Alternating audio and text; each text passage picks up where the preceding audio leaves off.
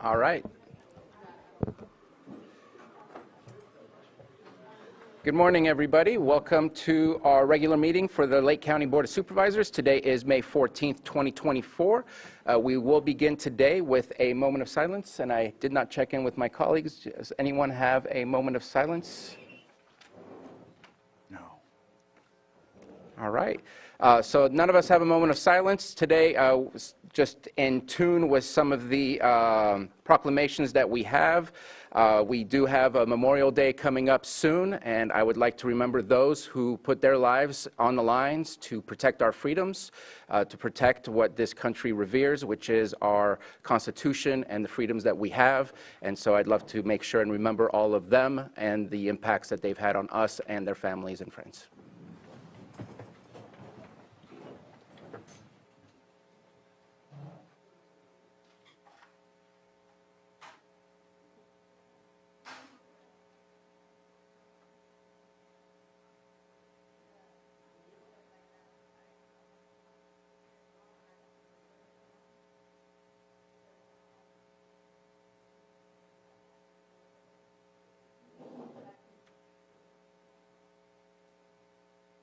Supervisor Pyska, would you please lead us in the pledge?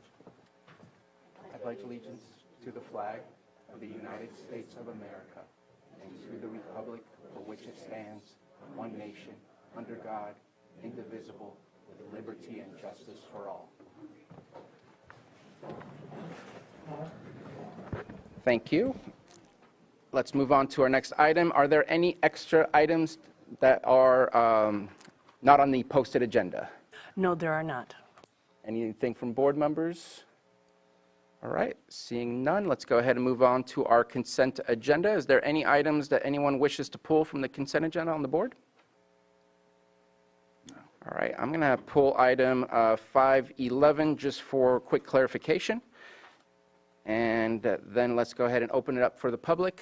I see no hands in Zoom for pulling an item from the consent agenda and no one approaching the podium, so let's go ahead and bring it back for action.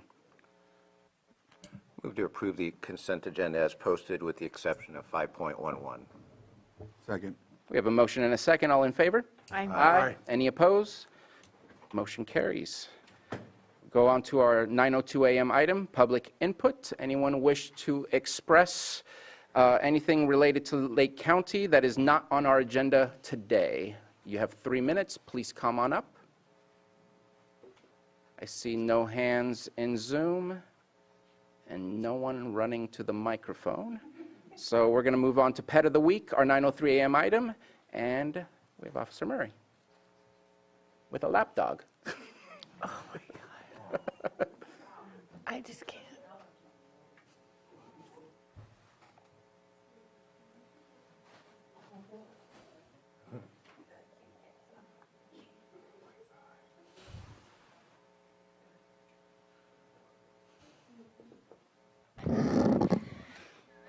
Hi, I'm Officer Copus with Lake County Animal Care Control. I have also brought Officer Murray.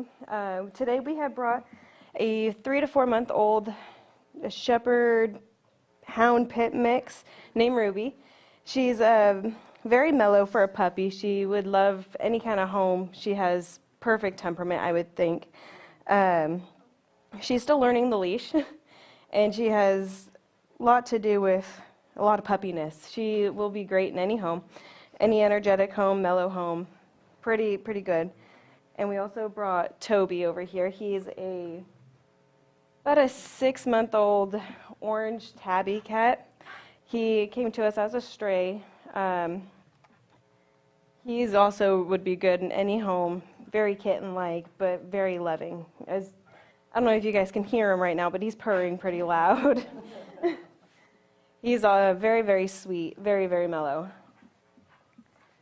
If you'd like to see him or any of our other animals, we are located at 4949 Hellbrush Drive, or you guys can give us a call at 707-263-0278. She's just super loving. Would you guys like to pet any of them? Yeah. We have a yes from Megan Morgan in the back.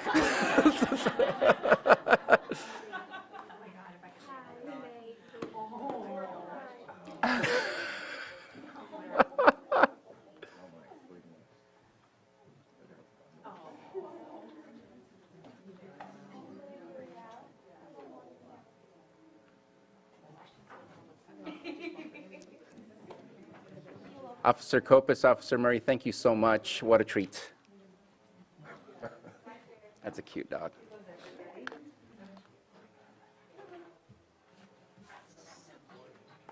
Going to move on to our 9:04 a.m. item, presentation of proclamation designating May 15th, 2024 as California Peace Officers Memorial Day and May 12th through 18th, 2024 as National Police Week in Lake County. Please come on up.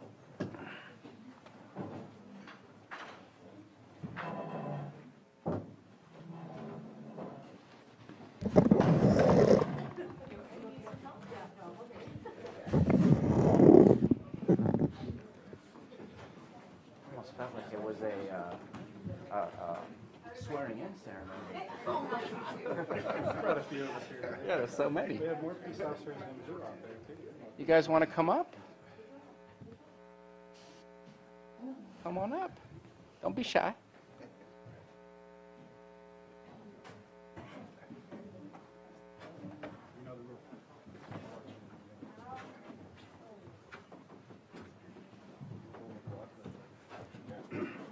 Thank you so much for all being here. So here we have a proclamation designating May 15th, 2024 as California Peace Officers Memorial Day and May 12th through 18th, 2024 as National Police Week in Lake County. Whereas, of all the promises America offers, none is more precious and more elusive than the right to be free from crime and violence. And whereas the dedicated men and women who have chosen law enforcement as a career face extraordinary risk and danger in preserving our freedom and security. And whereas during the week of May 12th through 18th, 2024, National Police Week is observed throughout the nation to recognize the hazardous work, serious responsibilities, and our strong commitment to our nation's peace officers. And whereas, in conjunction with important observance, May 15th will be observed as California Peace Officers Memorial Day in commemoration of those noble officers who have tragically sacrificed their lives in the line of duty. And whereas, these special observances provide all Californians with the opportunity to appreciate the heroic men and women who have dedicated their lives to preserving public safety. Now therefore, be it proclaimed, the Board of Supervisors of the County of Lake formally designates May 15th, 2024 as California Peace Officers Memorial Day in Lake County in the week of May 12th through 18th, 2024 as National Police Week in Lake County, and encourages all citizens to remember those individuals who gave their lives for our safety and express appreciation to those who continue to dedicate themselves to making California a safer place in which to live, passed and adopted this 14th day of May 2024.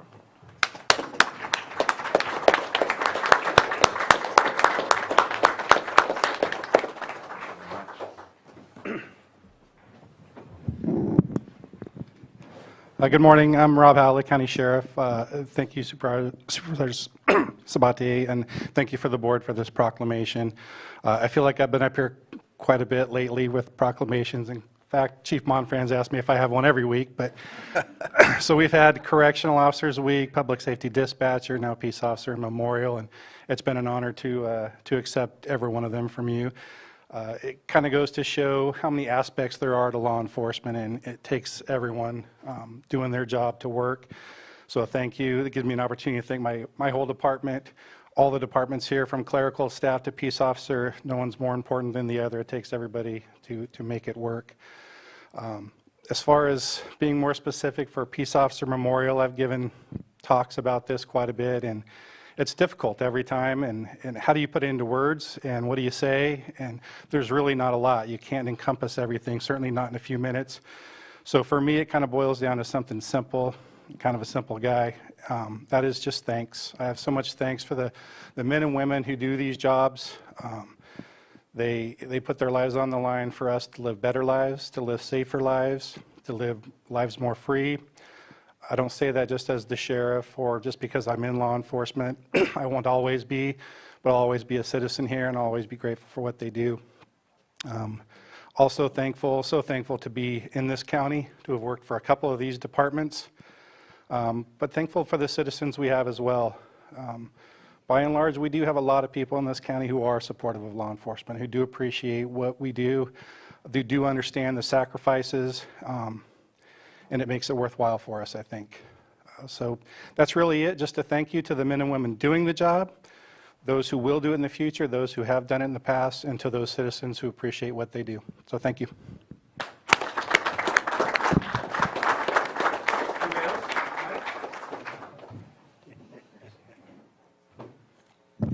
I don't know that I can say better words than what were just said. All I know is it's highly appreciated. There's a reason that we call 911. We need help. And someone comes in rushing to try and provide that help, whether it's for safety, whether it's for support. There's all kinds of reasons to call. And the unfortunate fact is that when I go to work, I know my family's not worried that I might not come home. And I think that's one of the reasons that we have to be aware of the sacrifices that our men and women of law enforcement, peace officers commit to every single day, is because there is that possibility. And we need to do everything we can to make sure everyone goes home every single night and continues to do the work they do in our community. It's not just about public safety. It's about the economy. If I want to run a business and I can't predict that there's going to be crime in my area and that my business is going to be safe, it's hard for me to have a business in this community. It covers so much more than just overall public safety. It has impact all over our communities. Very thankful for the hard work and the commitment that you all have to this community. Anyone else? Yeah. So I just wanted to, last week I got to do the proclamation for corrections, and so I'm glad to see this here this week as a standalone as well. I really do appreciate all the work that the department has been doing. We've been working together well on numerous things. I am getting a lot of good feedback from the municipal advisory committees as well about how they've been working with, or how they've been seeing, and the difference in a lot of these, and the roadmap task force, all that stuff. And so it's all of the work that you all put in, all of the work that you've been willing to do the best you can. I know in RC, when I talk with other counties, and they talk about how long it takes, and I'm like, well, it doesn't take us an hour and a half or 2 hours. We're at least 45 minutes or whatever. So I see, that on our level, we get to see that it's very difficult in other places, and we don't have it as bad. But everything can always be better. But at the same time, it makes me feel good that at least we have a group that tries, and not just tries, but does. And also, we're a little better off than some of these other counties. So, yeah. Well, I think that's just a testament to our staff and who we have living here and who's chosen to serve our community. So thank you so much for all that you do. Yeah, same for me. Thank you. That's all I got to say. You said the best word. Thank you very much for everything you guys do. And all I have to add is this group looks so cohesive and together, and the only thing I think is missing is Chief Monfran's up here for the photo op. And so I owe that spirit of collegiality, so thank you. You can hide in the back anyway. I'm on a...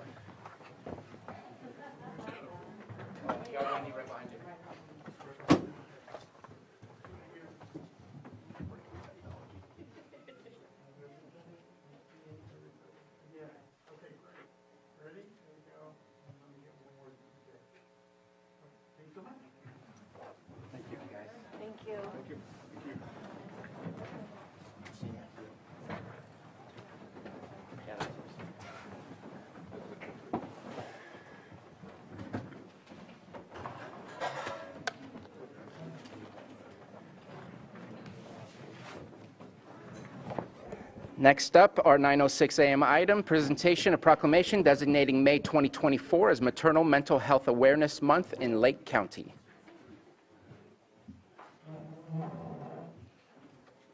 Please come on up.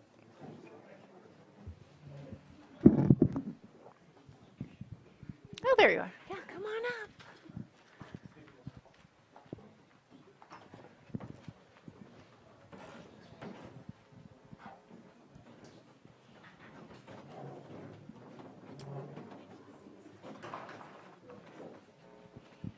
Board of Supervisors, County of Lake, State of California proclamation designating the month of May 2024 as Maternal Mental Health Awareness Month in Lake County. Whereas maternal mental health is an issue of great concern to Lake County's parents, families, healthcare providers, and our community at large. And whereas struggles with mental health can affect any mother, regardless of age, race, or income level. And whereas Black, Indigenous, and people of color who are mothers experience struggles with their mental health at higher rates than their white counterparts. And whereas many women are not adequately informed, screened, or treated for pregnancy and postpartum mood and anxiety disorders. And whereas heightened awareness and stigma reduction are essential for improving outcomes for mothers, children, families, and communities, and whereas pregnancy and postpartum mood and anxiety disorders are highly treatable through therapeutic intervention, community-based support services, and medication. And whereas health service providers and community support systems must be able to identify risk factors and symptoms in order to provide prompt diagnosis, treatment, and support services that enable full and speedy recovery. And whereas Motherwise is a county-wide nonprofit that provides respectful, informative, and judgment-free support to Lake County mothers and caregivers so that maternal health issues are destigmatized and all aspects of motherhood are honored. They conduct mental health screenings, offer workshops, operate a donation closet of baby and maternity items, provide car seats to families in need, and more. All of these services are free, and they support thousands of Lake County moms a year. Motherwise supports all of the grandmothers, daughters, aunties, sisters, and mothers of Lake County coming together in support of Maternal Mental Health Month. Maternal mental health now leads to stronger families and communities tomorrow. Now, therefore, be it proclaimed that the Board of Supervisors of the County of Lake does hereby designate the month of May 2024 as Maternal Mental Health Awareness Month in Lake County and does commend this observance to all citizens, passed and adopted this 14th day of May 2024.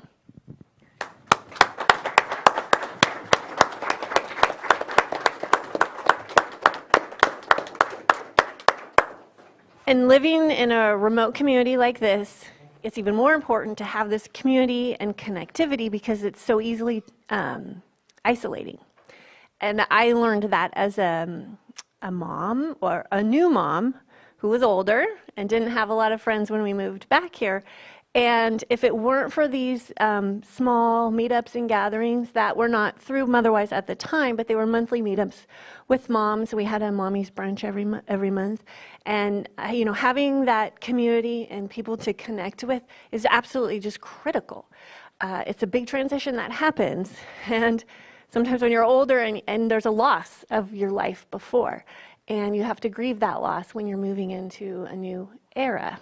So I really just appreciate all that you're doing, and going to the Motherwise event at the Ripe Choice was just one of the most beautiful things. We had some staff that was there, moms of all ages, kind of just took some time for themselves, allowed themselves to be pampered. There were a lot of donations, a lot of support for these types of events, and they're just really critical because we've got to have the healthy moms and babies to really have that strength in our community. So thank you so much for all that you do.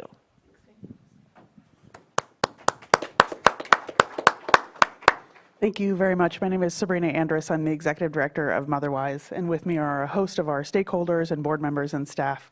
We just want to thank the board for taking the time to say these words out loud, because as many of us know, and some of you may not, the number one thing you can do to support moms in crisis, and crisis sort of across the spectrum, is let them know that they're not alone and that there is community and that there's support out there.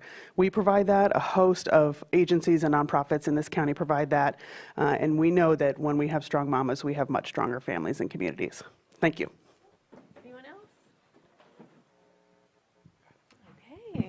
Well, thank you so much. Let's get our picture.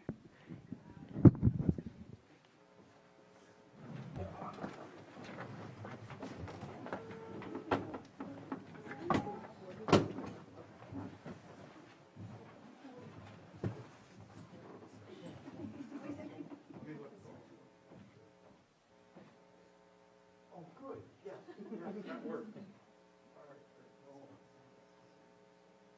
Got everything. Okay, thank you. Thanks so much. Thank you.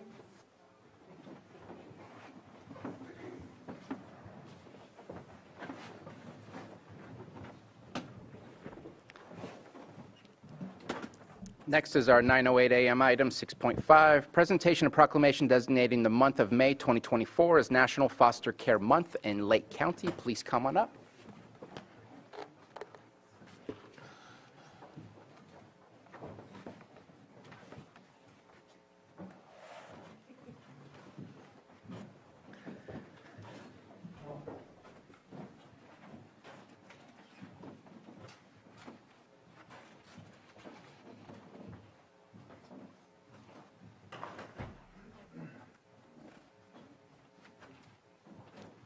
Thank you all. This is a proclamation designating the month of May 2024 as National Foster Care Month in Lake County.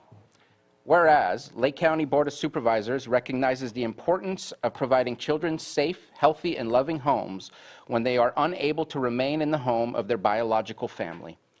And whereas there are 391,098 children in the United States in foster care. And whereas there are 43,633 children in California in foster care. And whereas there are 72 children in the county of Lake who are living in the home of a caregiver.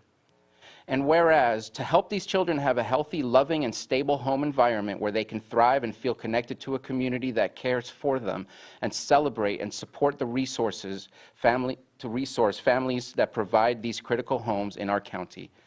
And whereas the county is acknowledging National Foster Care Month to raise awareness about the need for more resource families for local children.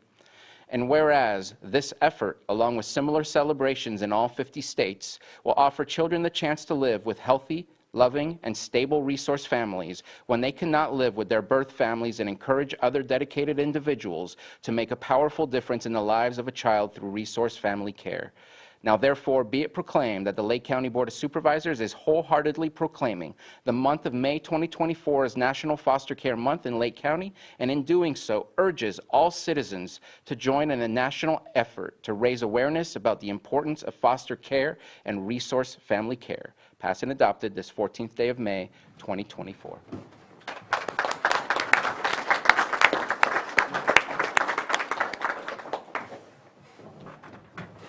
Hi, my name is Amber Davis. I'm the Deputy Social Services Director of our Child Welfare Services. And I'd like to thank the board today for agreeing to sign this proclamation because it's really important. There aren't any caregivers here today, but all of us here who are support them in kind. I've lived here for 6 years, and I have met a myriad of people in a variety of capacities that are here doing whatever they can to make our community a better place.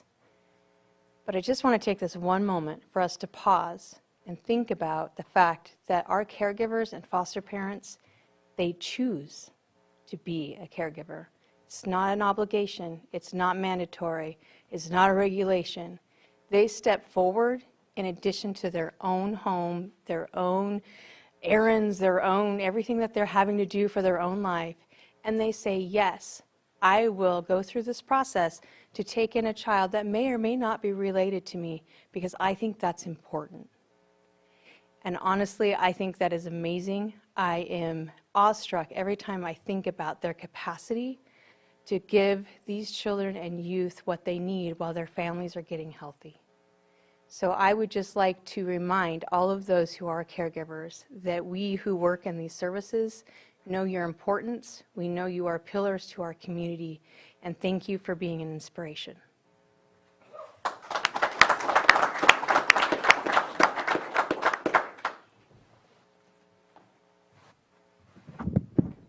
So I want to say that I'm reminded at this moment of our prior colleague, Tina Scott, who was a true leader and inspiration to the community in opening up her home to so many foster children. And we also just passed in our consent agenda item a report that provided some statistics of the length of time it takes for some of these children to find homes. And I think that this proclamation is connected to that in the sense of the need to really look for those homes that can be made available for the children that are in need. It is unfortunate how many are still in need, but there are so many homes that could be made available. And so I think this proclamation is powerful. It's needed. We need to embrace the fact that these children need a stable place for them to call home so that they can thrive in their lives. So really thinking of our prior colleague who I think was a true inspiration to so many in our community. Thank you. I'd just like to add a couple words.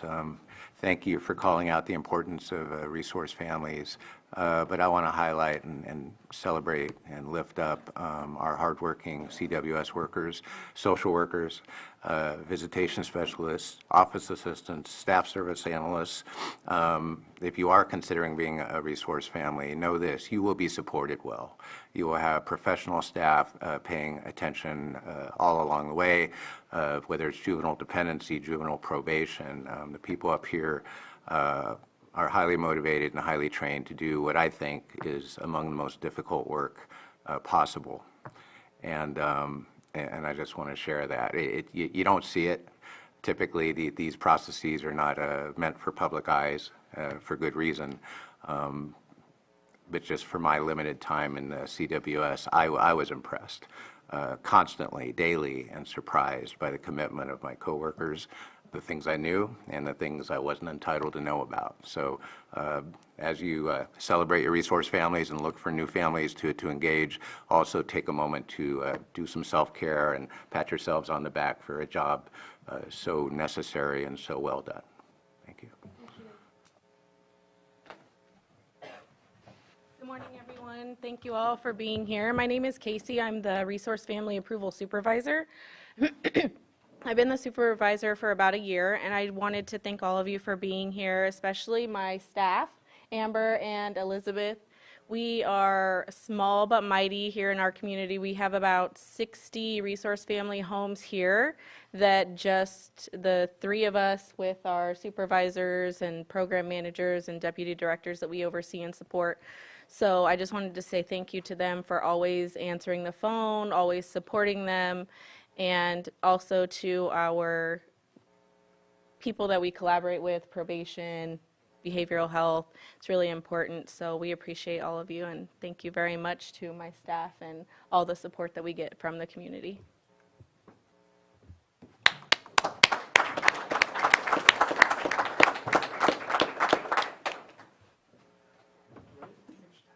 One last thing. You know, just want to say that, you know, stepping up to be a foster parent, it gives you an opportunity for generational change. These children are just never choose to be foster children, and stepping up and making that sacrifice in your life. When you talk about making generational change, there's an opportunity there for everyone when you step up for these children to change their course of their lives. So just want to say thank you to everybody who does that. Thank you for bringing up our former supervisor, Tina Scott. We know the tremendous work she did in that field, but I want to thank everybody who does that, because our most important assets are our children, and someone stepping up and giving their life to these children in the middle of their lives, because that's when it happens. You know, in the middle of the night, a family member or someone else needs that help and someone to be there for them. It's just critical. So I just want to thank everybody for that and continue to work. And there's plenty of opportunities if you want to be a foster parent. I imagine there's a phone number, or you guys gave that out already, who they could reach out to. If someone's watching it today, reach out if you're interested in it. It's 707-263-0235. Is it 262? Yeah. 262. 262. All right. Now for a while. That's what I do so that you can't reach me.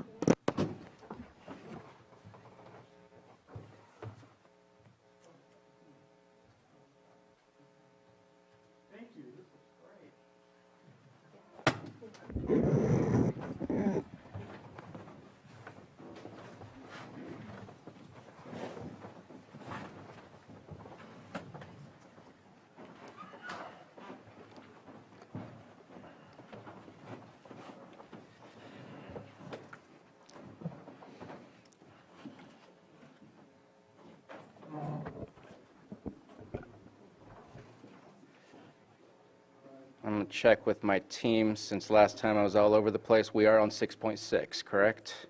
Yes. All right, 9:10 a.m., presentation of proclamation designating May 4th through 11th, 2024 as National Osteogenesis Imperfecta Awareness Week in Lake County. All right. You get to hold this one. You get to help me read. How we doing today? High school. You know, we did this proclamation at Lakeport City Council last week, and you know what you did? You ghosted your mom. You ghosted your mom. So I'm going to ask you to just wait till the proclamation is over. Don't have to say anything, but we're going to hang out a little bit. And this is Jennifer, and this is Marlene, right? Did I pronounce it right? All right. Here we're going to read some words on very fancy paper. This is a proclamation designating May 4th to 11th, 2024 as National Osteogenesis Imperfecta, OI, Awareness Week in Lake County. And so first off, apologies. We should have done this last week. We were stacking up the procs. We did 2 hours, so thank you for coming back. Whereas osteogenesis imperfecta, OI, is a genetic bone disorder characterized by fragile bones that break easily. It is also known as brittle bone disease. A person born with OI is affected throughout his or her lifetime. And whereas there are many different types of OI with symptoms that range from mild to life-threatening, with variable clinical features such as fracture frequency, muscle strength, or extraskeletal problems affecting vision, hearing, or other body organs and functions. And whereas because there is no cure for OI, treatment focuses on minimizing fractures, the surgical correction of deformity, reducing bone fragility, maximizing mobility and independent function. And whereas it is estimated that approximately 25,000 to 50,000 people in the United States have OI, and with good medical treatment and supportive care, the majority of people lead healthy, productive lives with an average lifespan. And whereas increased funding is needed for education and research to help find more effective treatments. And whereas the Osteogenesis Imperfecta Foundation, a voluntary national health organization, strives to improve the quality of life for people with osteogenesis imperfecta by increasing awareness of this rare disease among the public, media, government, and medical communities. Now therefore, this is the big ending. Be it proclaimed that the Lake County Board of Supervisors does hereby designate May 4th to 11th, 2024, and this week too, why not, as National Osteogenesis Imperfecta Awareness Week in Lake County, passed and adopted this 14th day of May 2024. Now we clap.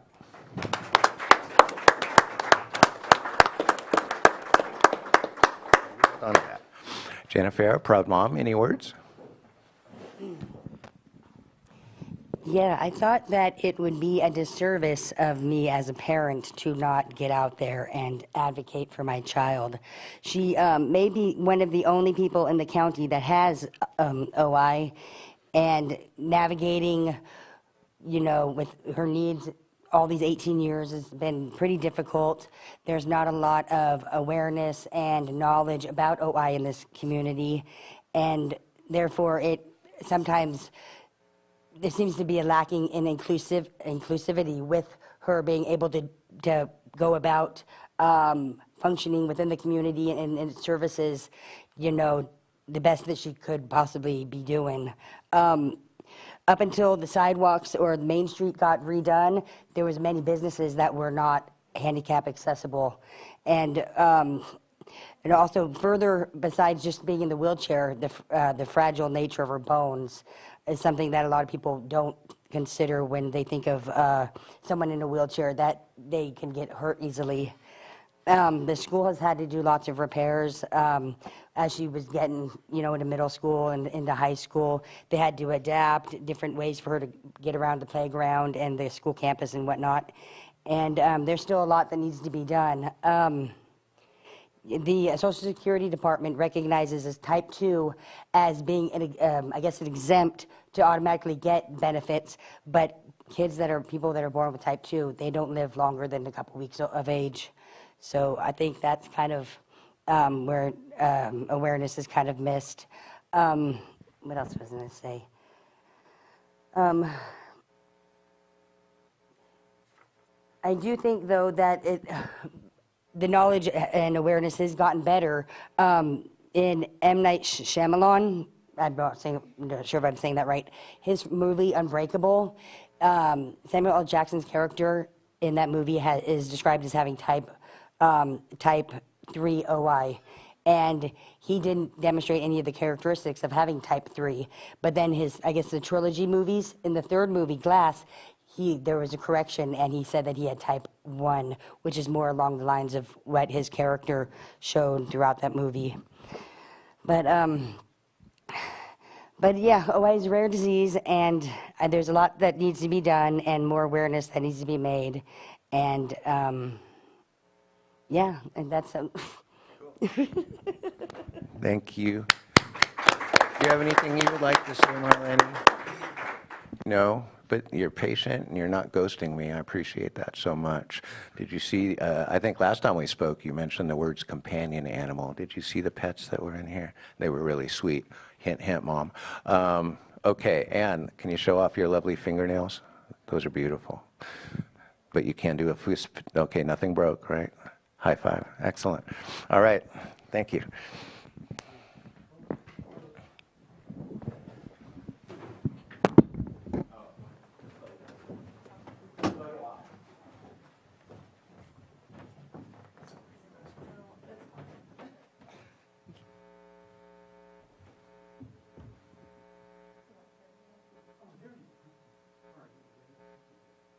Oh, nice. Sure can, thank you.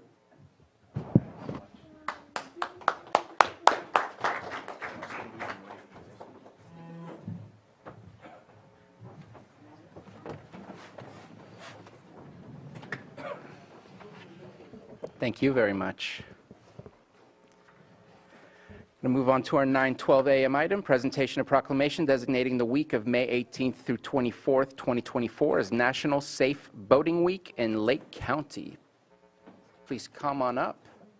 I believe we might have some Marine Patrol folks.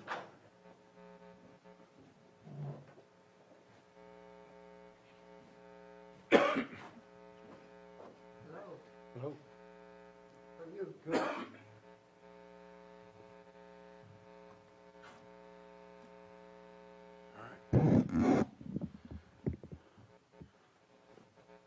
Board of Supervisors, County of Lake, State of California, proclamation designating the week of May 18th through the 24th, 2024 as National Safe Boating Week in Lake County. Whereas the National Safe Boating Week is observed to bring attention to important life-saving information for recreational boaters so that they can have a safer, more enjoyable experience out on the water throughout the year. And whereas in the calendar year of 2022, U.S. Coast Guard statistics revealed that recreation boating fatalities decreased. Of the 659 people who died in fatal boating-related accidents in the United States, 445 of these fatalities were due to drowning, and 370 of these boaters would be alive today had they worn their life jackets.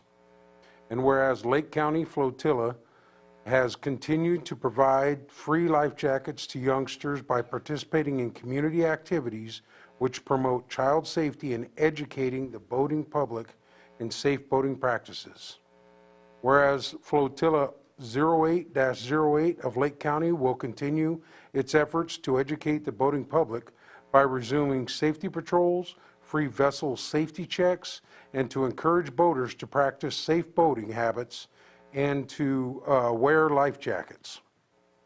Now therefore be it proclaimed that the Board of Supervisors of the County of Lake does hereby designate the week of May 18th through the 24th, 2024 as National Safe Boating Week in Lake County, and urges all users of Clear Lake, Lake Pillsbury, Blue Lakes, Indian Valley Reservoir to safeguard their lives by wearing life jackets when boating, exercising safe boating practices, and boating responsibly. Passed and adopted this 14th day of May 2024 and signed by the Chair of the Board of Supervisors.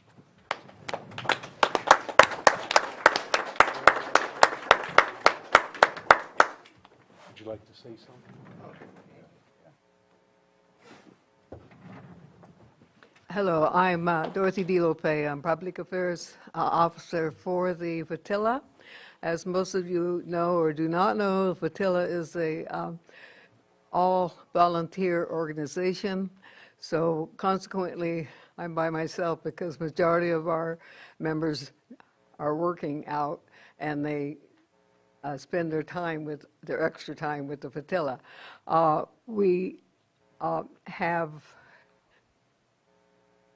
We're running a membership. If you'd like to join, go onto our website, which is Fatilla 88 of Lake County, and you'll find all kinds of information.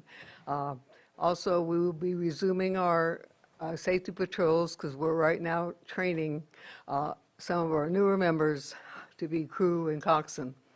Also, we were able to give away at least 70 life jackets in the Children's Advocacy and Safety Fair that was held here in Lakeport and also in Clear Lake. And once again, we will be giving away life jackets on the North Shore, in Lucerne, at the Canocta Bait Shop. We'll be giving away free life jackets for children 12 years and under when they're with their parents. The Fatilla has been in Lake County from, as far as I know, more than 30, maybe 40 years. I've been in the Fatilla for over 25.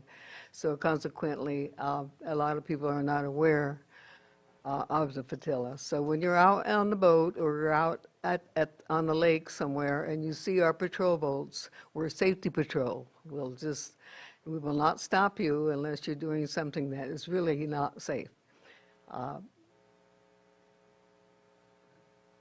Is there any questions from the audience? Thank you. Thank you so much. Yeah, I just want to thank the flotilla and, of course, our Marine Patrol. It is a big lake, and it looks placid, it looks calm, but when you are out on the water, you can be a stone's throw away from shore and still find yourself in serious problems. And I appreciate the outreach and the training the flotilla does. I'm out on the water frequently myself, and I would like to report that everyone is universally putting their life vest on and following safe boating practices, but I can't honestly report that.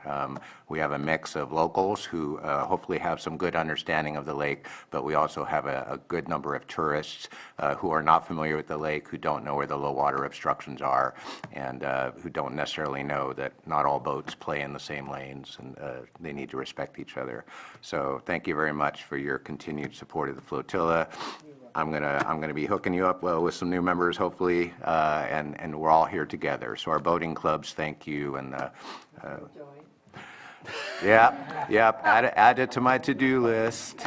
You know where to find me. But thank you also for Marine Patrol, and understand again, if you get in trouble, it ain't like just picking up 911 and you're going to get help instantly. Again, even if they had instant response capability, it can be miles away from where their boats are. So please, please be safe, because chances are if you do get in trouble, you're going to be alone. So thank you.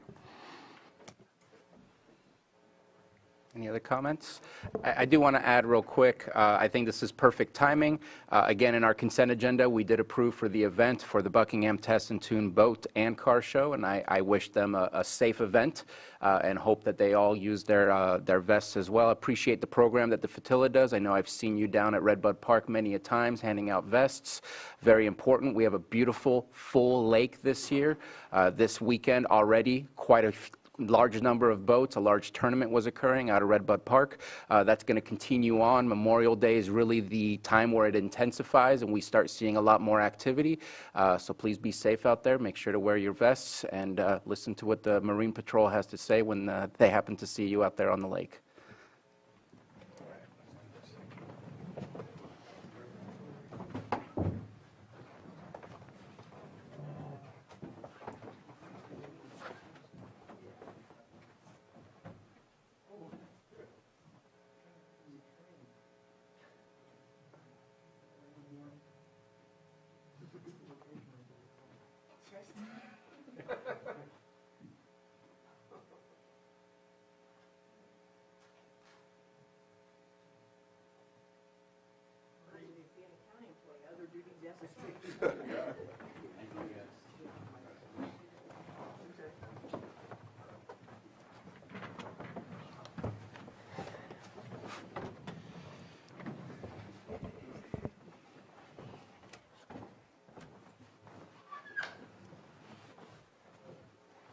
Okay, I believe we're on to our last proclamation, 6.8, our 9:14 a.m. item.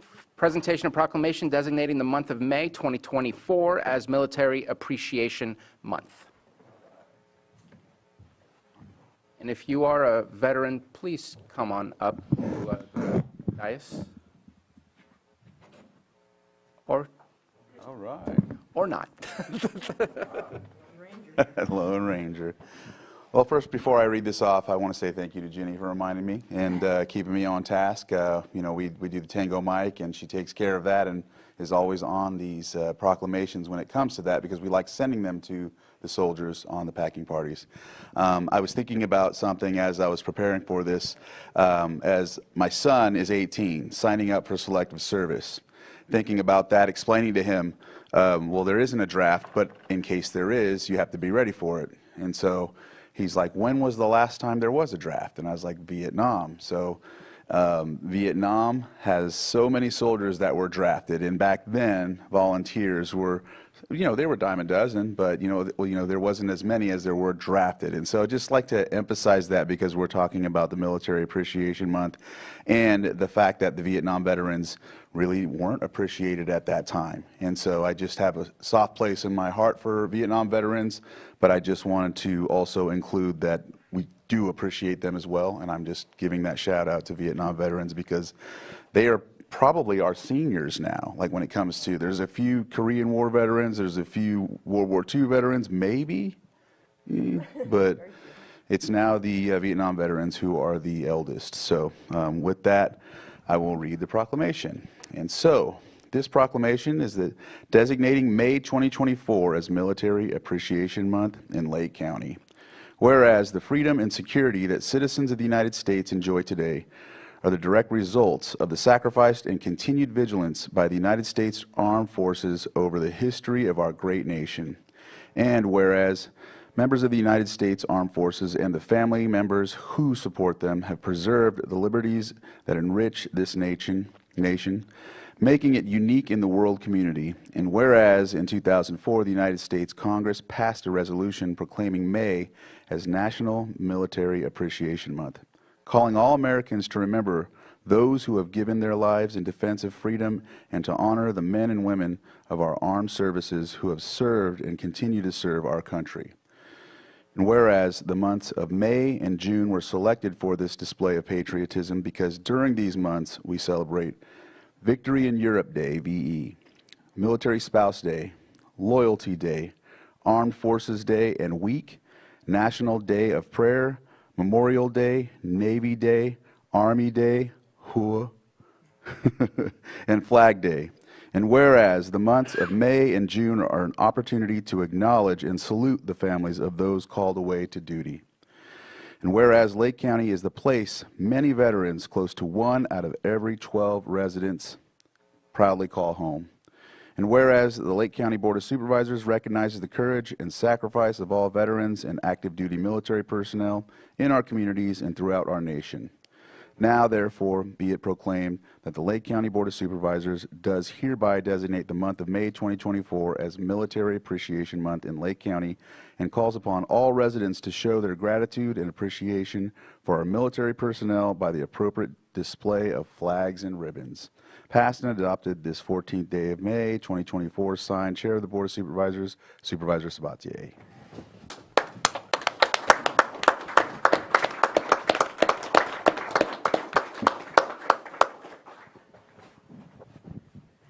Well, thank you for doing this. I realize you do a lot of proclamations, and it may seem as though they're trivial, but I can assure you they are not. I can speak for the ones you've done for us that we send in Operation Tango Mike care packages. Copies of this will be at our Veterans Museum. They'll go to our United Veterans Council. They'll be at Frick Hall. They'll be down at the Veterans Service Office. This may only seem like a piece of paper to you, but it's significant to those that read it, that realize they're being thanked and recognized. Small little caveat with this, we've been doing Operation Tango Mike for a couple decades now, and we had a soldier came home to a packing party, and he was talking about exactly this, the Military Appreciation Month proclamation. In Iraq, they were having a very difficult time. They'd had a bad week. They'd taken casualties. And one of his fellow soldiers said, "This is terrible. This sucks. Nobody even cares that we're here." He pulled this out and read it and said, "That's not true. This is what they do where I come from." So you do make an impact. So thank you for doing this and recognizing them.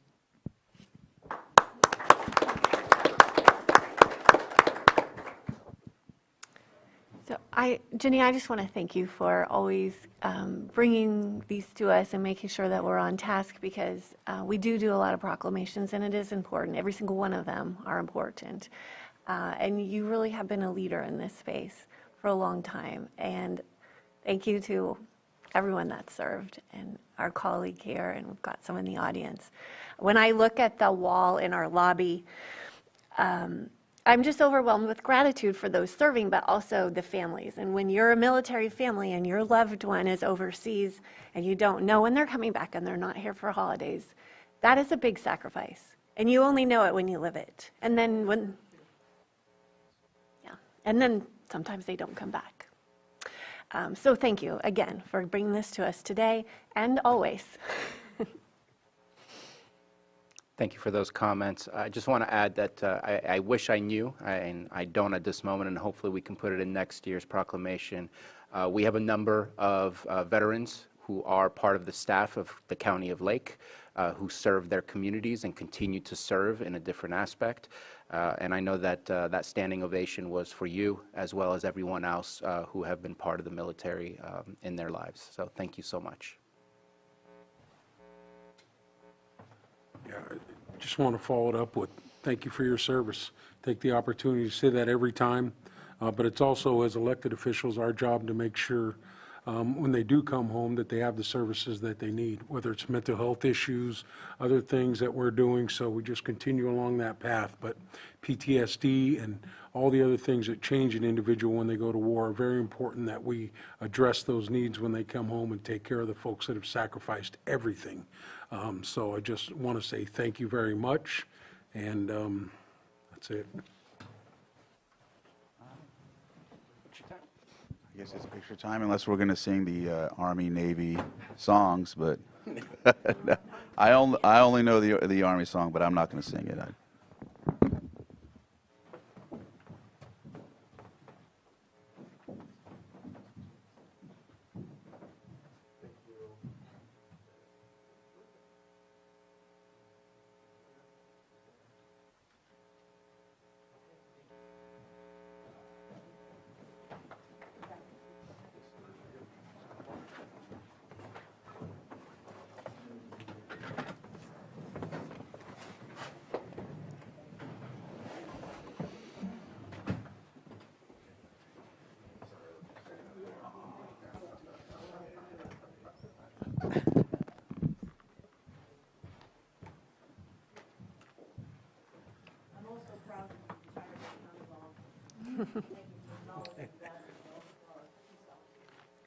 Thank you.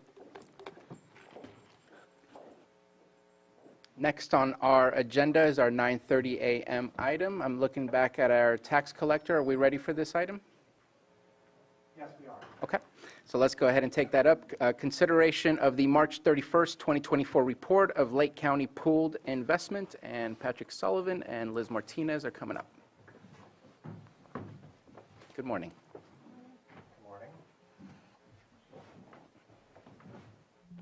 We also have Carlos Oblitas from Chandler Asset Management on Zoom here, and he's going to be able to run through the presentation if your board's ready. We are ready. Good morning. Good morning.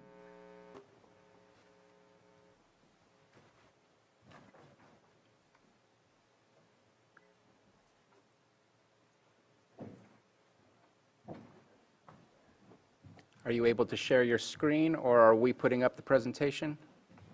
I'm able to share my screen if you're ready for me now. Yes, we are. Okay, fantastic. Give me just a moment. And What I'd like to do is just start with this overview of the overall investment program. I think it's always helpful to know that there are numerous components to the overall investment program. This is the consolidated view. This tells you all the money that the investment pool has under its command currently. It's 530, let me zoom in, that might be helpful. It's almost $534 million when we include accrued interest. There's a couple things that I want to highlight here, which I'm going to explain. You remember that there's a component where we manage a piece of it, and then there's a component where the treasurer manages a portion of it directly, and then there's various cash accounts that are kept liquid in order to meet day-to-day liquidity needs of the district. When I combine everything together, that comes up to the $533,863 million. That's currently earning a purchase yield of 5.13, but I think that in past meetings we've discussed that there's a component of this investment program. It's cash that's held at Wells Fargo Bank, which we're not managing, but your treasurer was proactive in setting up an automated money market sweep with that component. I think that amount is about $60 million as of March 31st, and that amount is earning a yield of somewhere around 5.1, which is not being fed into this 3.13 number because we just have no way of capturing that. We've been working with the treasurer and the bank and also our operations team to see if we're able to get that fed into there. But to give you an idea, that component, when the actual yield on the cash in the bank is being earned, that brings this number here to 3.7. So the yield to maturity, that interest income that you're due to earn for the coming year if nothing changes, currently is quite strong. And when we include that cash component, it brings it up to 3.7. That's a pretty competitive number. So you're seeing some pretty competitive rates, the highest we've seen in about 15 years. We're currently reinvesting program-wide, including all the cash components, at somewhere around almost 4.5%. So pretty strong return, well, I should say yield, which is your earnings rate, and a very high credit quality. You're averaging a AA plus. So when we look at the overall program, the key factors here is that it is very, very well diversified.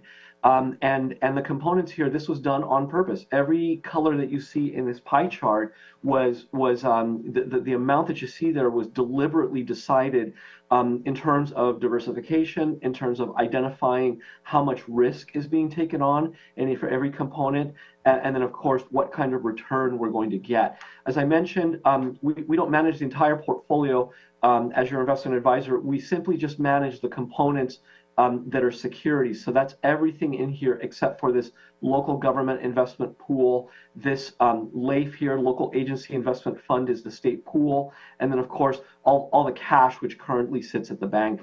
Everything else, of course, is an investment security. It carries a return that it provides to you over the long term. These are debt securities, they're bonds, which means that you're lending money to the issuer, and at maturity, that money comes back to you, and while that issuer is using that money, they pay you rent on it, they pay you income. I started here rather than on the economy because I think it's always good to go back and see what the different components are doing. This is what you look like on a consolidated basis. And I'm going to skip this piece right here, but just take a look and see when you look at the liquidity, this is the term structure of the entire program, the $530 plus million that I just mentioned.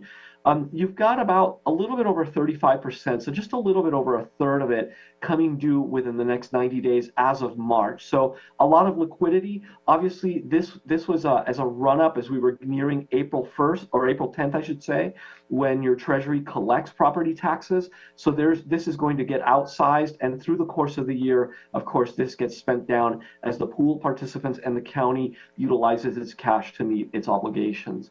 And again, this is the history of that yield. This would actually be a little bit higher. That 3.13, when we include that cash component where we're not capturing that yield, is really 3.7.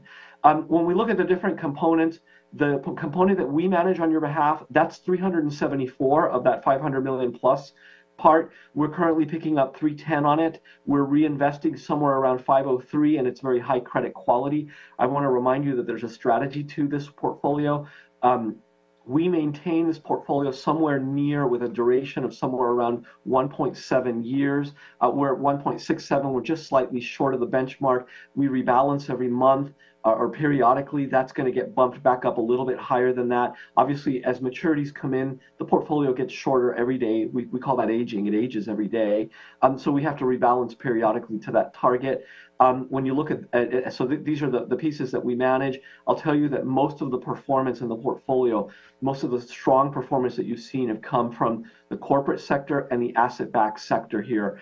The reason is because these are they're non-governmental securities that when it costs them a little more to finance themselves. When you've got Apple or you've got Microsoft borrowing money from the capital markets, it costs them a little more than the government, and for that reason, they pay a little bit of a higher yield.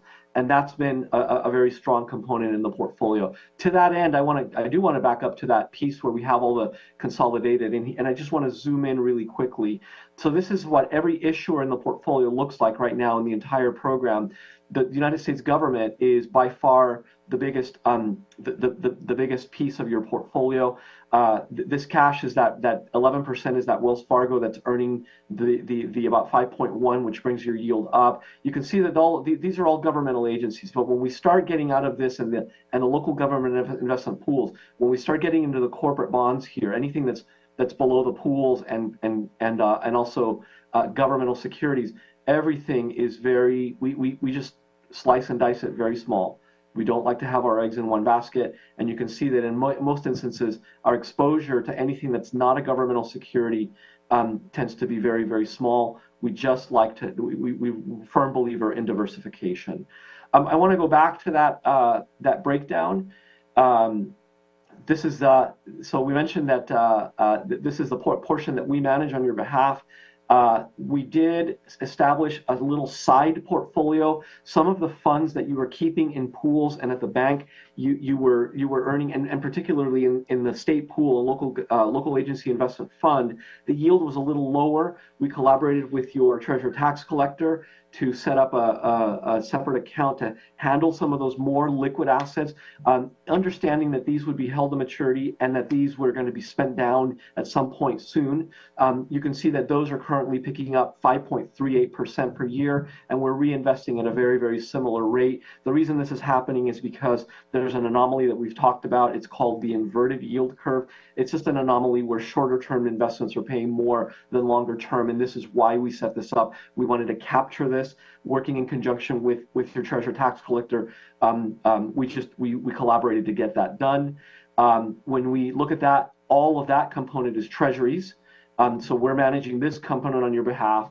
And then the component that we're not managing, this is the $107 million that includes cash. It includes the local government investment pools. It includes the state pool money, and that's averaging somewhere around 209. When we bump this up, this is the part that would go up higher because of that sweet vehicle yield that we're not capturing. I want to back up and go to the economics and kind of explain the key things about all of this.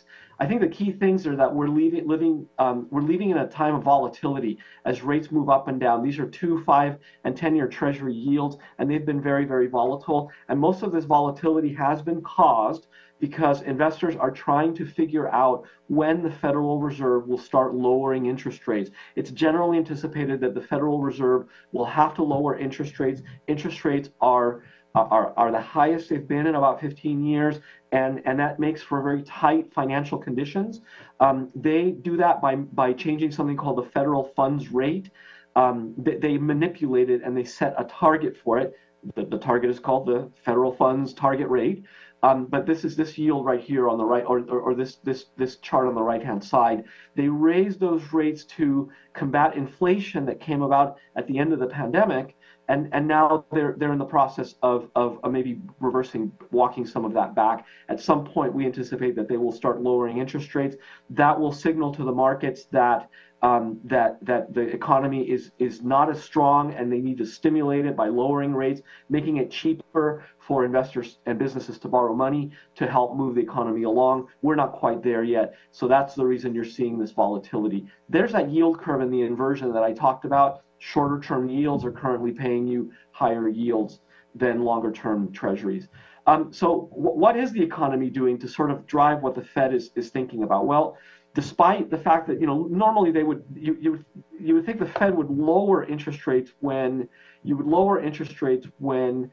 economy is slowing down, and you would raise interest rates when it's heating up to combat inflation.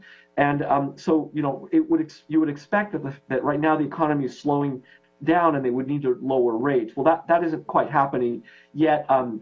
If you look at it from a labor perspective, we're still having strong, better than expected labor numbers. In March, we generated 303,000 jobs. In April, that moderated. We don't have the April number up here. It moderated into the 200,000s range, but it's still very, very strong labor numbers. Inflation is still, when you look at the Fed's measure, the chart on the right-hand side, personal consumption expenditures, that is still above the Federal Reserve's target of 2%, which shows you that there's still strength in the economy. The consumer sector, as measured by retail sales have made a little bit of a comeback, and they're stronger. They're skewed by these post-pandemic numbers here, but when you zoom in just on this section, they're sort of normalizing and coming back strong. When you look at housing has had a little bit of a comeback in prices. There's still demand for housing. And then, of course, and this is an interesting one. This is a survey number, just trying to see where manufacturing is. When these numbers are in the gray area, it's contracting. And I just want to highlight here, very short, and just very small piece right here, manufacturing is starting to make a comeback, moving into expansion territory. So why am I showing you this? I'm showing you this because you would expect that the Fed would lower interest rates if the economy is weakening, but it's not showing a lot of signs of weakness. What it is showing, though, is that consumers are still resilient, jobs are still strong, but at some point, these high interest rates that we see here, this high Fed funds rate, and as a result, these high interest rates that we've seen, the highest we've seen in a long time, will have a toll on consumers, will slow things down, and at some point the Federal Reserve will have to start thinking about lowering interest rates. And what it means for you is that when they do that, it'll mean that your existing holdings will go up in value because you've picked up higher income streams, higher yields. But of course, future reinvestment will be at a lower pace. When will that happen? The Chandler Asset Management view is that we might see some of that occur towards the end of the year.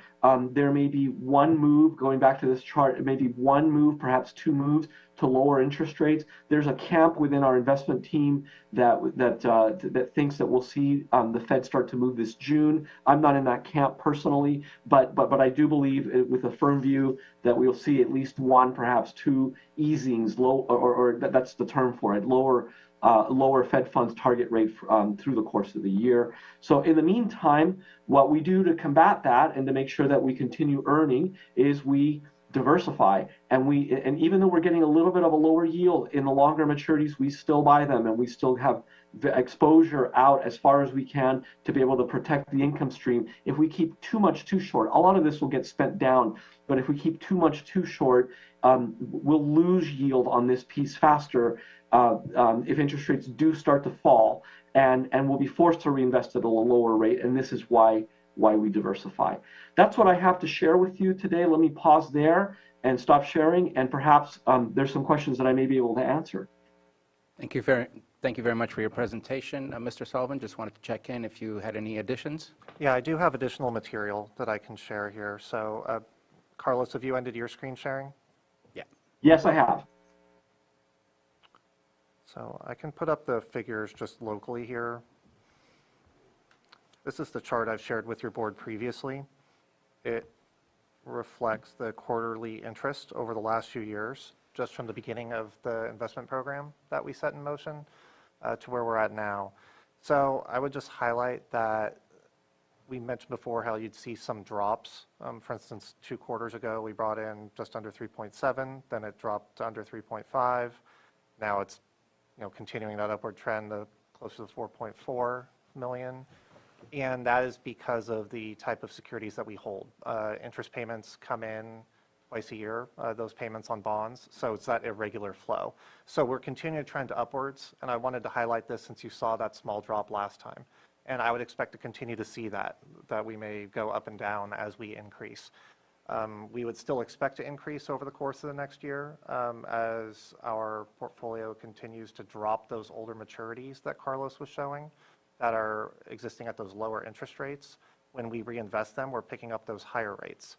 At some point, that may shift. If rates come down, we're going to level off, but until the Fed starts dropping the rate, I don't know when that's going to be.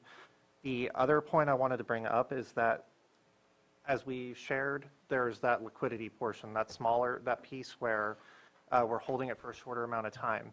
In some ways, we'd like to trim that, but just given the reality of the state of affairs in California, I don't see that happening.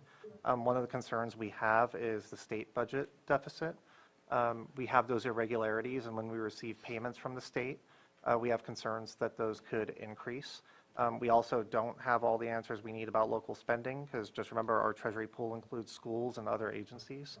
So if anything, that liquidity portion is probably going to stay where it is or perhaps even increase. Fortunately, right now, what's in that liquid pool exists, as mentioned, the Wells Fargo account where we have the sweep for money market, but also the government pools, which are all earning a fairly high rate. I mean, even LAIF, I believe, is up to 4.5% now. Those other pools are earning in the 5.4 to 5.5 category. So I don't have any concerns about a real loss of revenue by being more liquid. But in the long term, that could become more of a struggle. As rates begin to drop, we want to decrease that liquid portion of the portfolio. And until we have more details and answers, and until some of those funding situations at the state are resolved, that's going to be hard for us to do. So I just wanted to share that, and I'm happy to answer any other questions. Thank you very much. Supervisor Pyska? I think this is everybody's favorite graph. It's a good graph. And I really appreciate seeing the portfolio change so much over the last few years. At one point, it was one color. And so thank you for all of that, Carlos. A question that I get asked is where is this money going? And I know, Patrick, you and I have talked about this, but we are seeing these earnings, and we're about to go into budget hearings next month. And so can you talk a little bit about where this is all going in our county budget? So just to keep in mind, as I think we've discussed before, a little over half of this pool is made up of county funds. The remainder of it is schools. Schools is by far the majority of that remainder. The rest of it represents fire districts and other smaller districts throughout the county. What the county chooses to do with that money really falls back on your board. Right now, when we apportion that interest, we're doing it at the fund level. So basically, everyone's getting paid based off where the amount of money that was in each of those funds. So it's proportional to how much money any agency had within its account and also where it had directed that money to be. But during the budget process, that's where your board decides that. So this will come full circle, and then that's something that you guys are going to have to figure out. Okay, thank you. Supervisor Green? Yeah, thank you for the presentation. It's taken a little while, but I think I'm getting there. I think I'm understanding at least 20, 25% of what you're saying, and I feel good about that 25%. I'm also seeing the first podcast. I'm glad our funds are doing so well, but it's like you're taking a look at the nation as a whole and economic indicators and interest rates, and it's just fascinating. That information is as helpful, arguably, for our private investors as public investors. The only question I had was semantic, and it's not a big chunk of holdings, but supranational was a term I hadn't heard before. I guess that refers to international investing, and it's less than 1.5% of our portfolio, but sometimes people do have questions about if funds are being invested abroad and how they're being invested abroad. And I don't necessarily need a breakdown on that today if you don't have that information, but could you just highlight very briefly what a supranational investment is and what these two funds are doing? Carlos, can I kick that one back to you? Absolutely. So a supranational bond, supranational debt is simply debt from World Bank umbrella organizations. Those were allowed by California government code in 2014, and there are a few reasons why they were included in code, primarily because in 2014, federal agencies and government-sponsored enterprises that you do purchase, they were issuing less and less, and local government investors needed more options to be able to diversify the portfolio. And they settled on supranational securities. And the reason they settled on these is because there are many supranational organizations under the World Bank umbrella and also others that aren't under the World Bank umbrella, but they settled on three of them. They are the Inter-American Development Bank, the International Bank for Reconstruction and Development, and IFC, International Finance Corporation is what it's called. The three of them are dollar denominated, and they are domiciled here in the United States in Washington, D.C. And the backing is from the United States government and all the member agencies that have signed on to the agreement for that particular supranational organization. Their primary purpose is to help poverty eradication with projects in Latin America, in the Caribbean Basin. They're very well managed. They have long-term track records of strong financial management.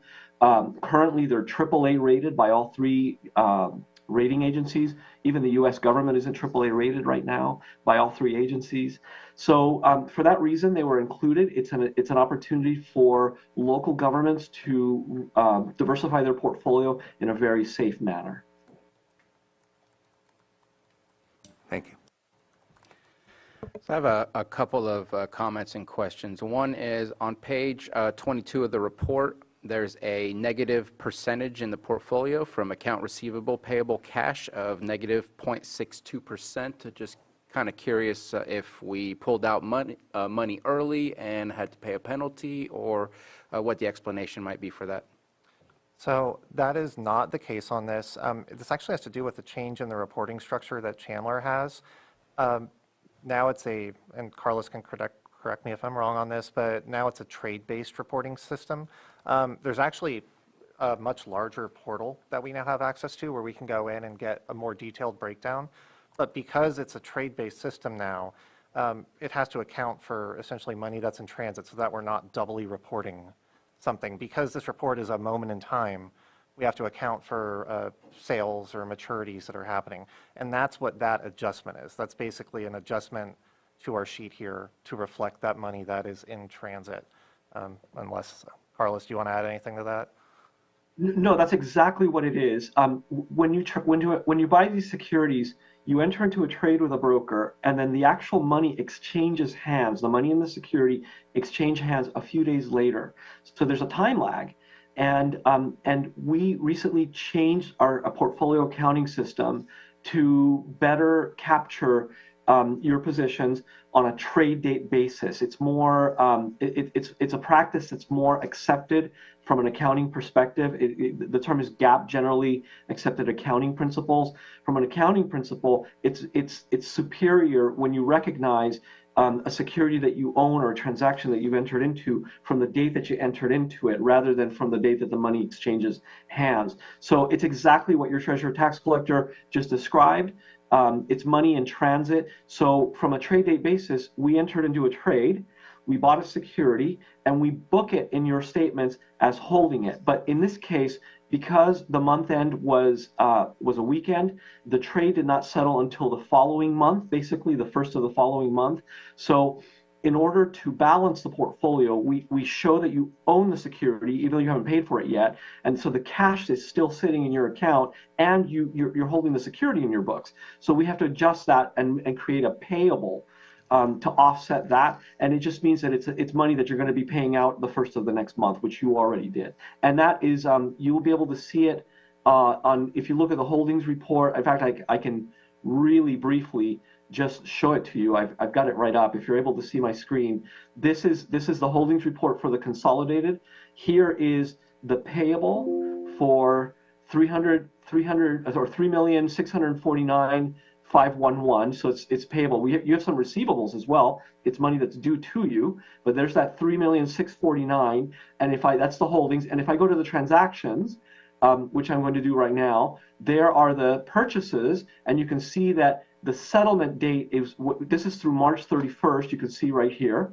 But the settlement date for this particular bond, this was a mortgage-backed, a federal agency mortgage-backed security. It settled on the 1st of the following month, and there is your 3,649,511. So you own the security, but the money hadn't left yet, so we have to book it as a payable. Appreciate that response. Thank you very much. There was also, I wanted to bring up the concept of what we did not make potentially this past quarter or potentially over the course of the year. We borrowed $3 million from our general fund and $1 million from social services that was in reserves. Those could be and probably are eligible for being used in our investments. At 3%, we're looking at maybe $120,000 over the course of a year, and that's just me making some basic math. I'm wondering if there's a way to get the potential overall loss from that activity, not because I think that it's something that is bad that we did, but something that we need to tell the state that this is the result of the actions that have taken that we weren't able to invest and we missed out on bringing these funds to our community. I know in medical billing there is ways to get interest if there is a problem on the side of the reimbursement, but I think having those numbers available would be really useful to at least bring that to the state's attention and say, hey, this was supposed to be paid a year ago before you were in a deficit budget, and now you're probably going to say no to us to giving us interest because of the budget, but yet these payments were due a year ago, and we've had to take a loss because of your inability to reimburse us in time. And so I'm thinking in our investment pool that has the potential to impact it. And before I continue, please, has there been an impact? Is there the potential for an impact? And how can we figure out what that amount might be? Yes, I think the impact you described is just roughly correct, that's the impact to the county. If it were to continue for an extended period, there is an impact to Treasury pool operations in general. Like I said, just combined with everything else, that increased uncertainty may lead us to be more liquid. However, right now, there's that inverted yield curve that was described, so we're actually earning more in the short-term securities. So the money we're keeping short, we're actually earning the highest rate on, which is an unusual situation. I wouldn't expect that to continue. But if the state would honor any kind of request for reimbursement, our office is happy to work with behavioral health or admin to help calculate out what that would be. If we need to look at the quarterly pool rate, we could, I'm sure, come up with a more specific number. I don't know if the state would honor that request, but if that's something the county wants to do, we can certainly help calculate that. And I don't know that they would honor it at all, but I think personally, and I don't know if the rest of the board agrees, that it would be something to share with them and let them know that this is our loss based on their activities and their lack of activities. Not sure if others want to make a statement on that or agree or disagree. We'll leave it at that. My next one is... We could track it and then decide if we want to communicate it. I'd be willing to do that. Obviously, knowing those numbers, it's always great to have those arguments when we're having the conversation. Okay. And then my last one is, I believe we started this new policy and all of these reports starting in January of 21 or 22, I forget which year, but in January. Is that when our annual reports are typically meant to be, is in January? So we do, I mean, essentially the quarterly report that you get June 30th, we do it in July or August, that represents the annual report to the board. We're doing the quarterly reporting along the way, so our quarterly reporting is actually meeting the same criteria as the annual, so that's why you're not seeing a big difference. If anything, we could probably trim the quarterly report back. But yeah, so you'll continue to see the same type of reporting. It's just going to change based off, there's been a few changes with GAAP reporting standards and some other legislative changes over the last few years. But what you've seen since 2021 is roughly what you'll continue to get. Okay. And the reason I ask is I feel like there's a part of this that isn't very transparent. I know I listen into fire district meetings, I listen into school board meetings just to keep up with what's going on, and I don't hear of this is what we've received. I have the total number, we're at 4.3 for the quarter, but it would be nice annually to say this is how much the fire districts received from this investment, this is how much the school district. It doesn't have to be individualized to each one, I think that's too much, but just because right now I don't know the specific number of out of the 4.3, what is for the county general fund or what is coming back to the county, and I would like to see an annual report that has that level of transparency so that we can recognize what the investment is for all of those districts that are taking part in our investment pool.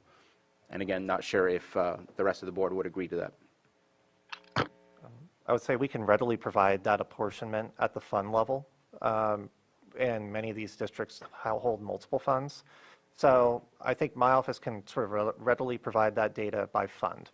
Beyond that, for a further breakdown, you'd really have to go specific within that district. Like for instance, with a school district, you're going to see in their operational fund a certain amount of interest that we've given. But then if you're going to their budget, they're accounting for it in a completely different way.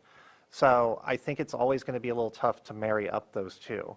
But at the same time, just to be clear, school districts, for instance, other districts, they do have access into the system. They can see what they've received. But yeah, I totally understand the desire for that broader picture, and that's readily attainable at the fund level. Because we're investing for all of them, and our report is very big picture, but not specific to the county, schools, and so on and so forth. And not sure if board members agree to seeing that level of detail. And again, not looking for the nitty-gritty funds, but just schools, fire districts, county, and whoever else are the major components of it. Well, that sounds more than just requesting the fund level. Yeah, the fund level report is what I can Yeah. And that's what I would generate out like of the to see. system. But then to break down what those are, someone would have to look at it and identify, which funds go to Lakeport Unified. And I don't need to break down. Okay. Yeah.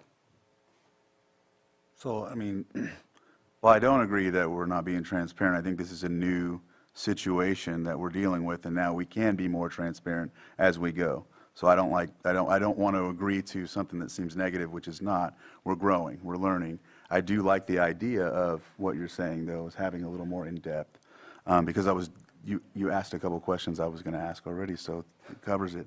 And I do know that some of the agencies, they can look into this on their own as well, but it would be good to have. They can and they do. What's that? They can and they do. Yeah. But for our side of it, it would be helpful to see the fund levels. We can definitely include that breakdown in the future. And I will admit, maybe not the best choice of words.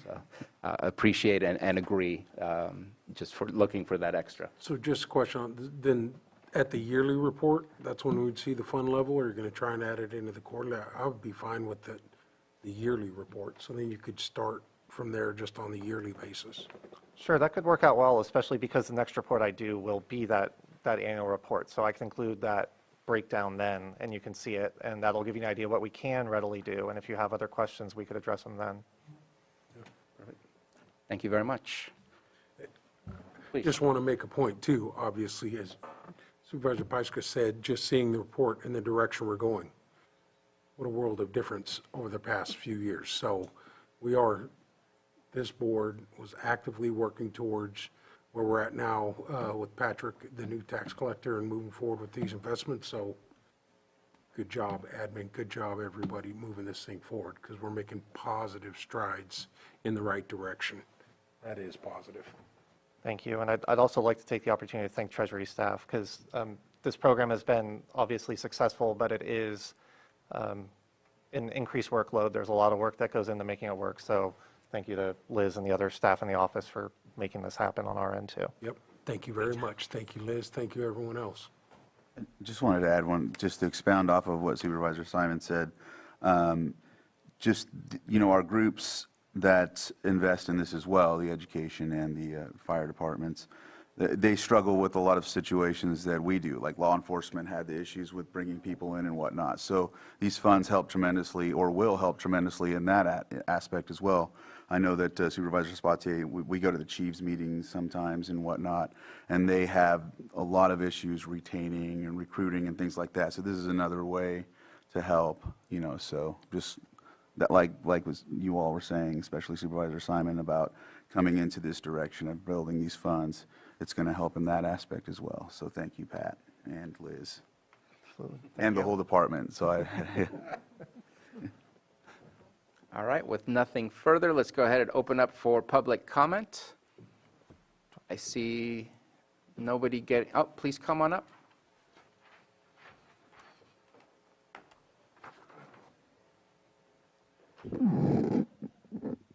Michael Wegner. Is this thing working? Yeah. Okay. Thank you, board, and everybody for being here today. Go over this stuff. Man, what huge steps you guys have made in the past couple of years. I remember when we first went over this, 2-3 years ago, and it was like, oh my goodness. So with that, like, just absolutely admirable and great job in turning those numbers around and making things work. I know Patrick individually has done a huge amount of effort put forward to see all that happen, as well as each and every single one of you guys. I did have just a question, and I'm not sure if Patrick could answer it or maybe Carlos would be more appropriate. With the heavy investment into the U.S. Treasury bonds and the increase or the rate of increase that we've seen, my question would be, based on the 35% of investment, how much did we wind up losing, or I'm not even sure if that's the right term, with the increases in rates from the Fed since inception? I think I can address that question. I think you're referring to the loss in market value of the fund. As rates increase, those bonds we hold are dropping in value, but the difference is we're holding them until maturity.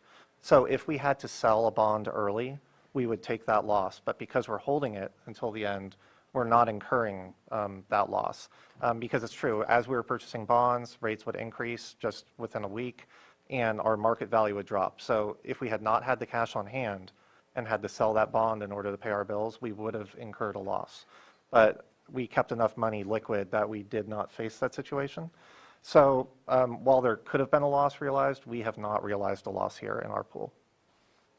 And correct me if I'm wrong, but I think what we mean is we haven't realized a loss yet.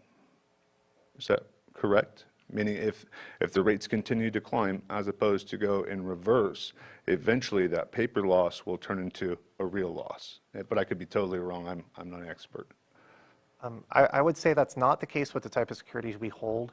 The U.S. Treasury bonds that we hold, we retain that face value.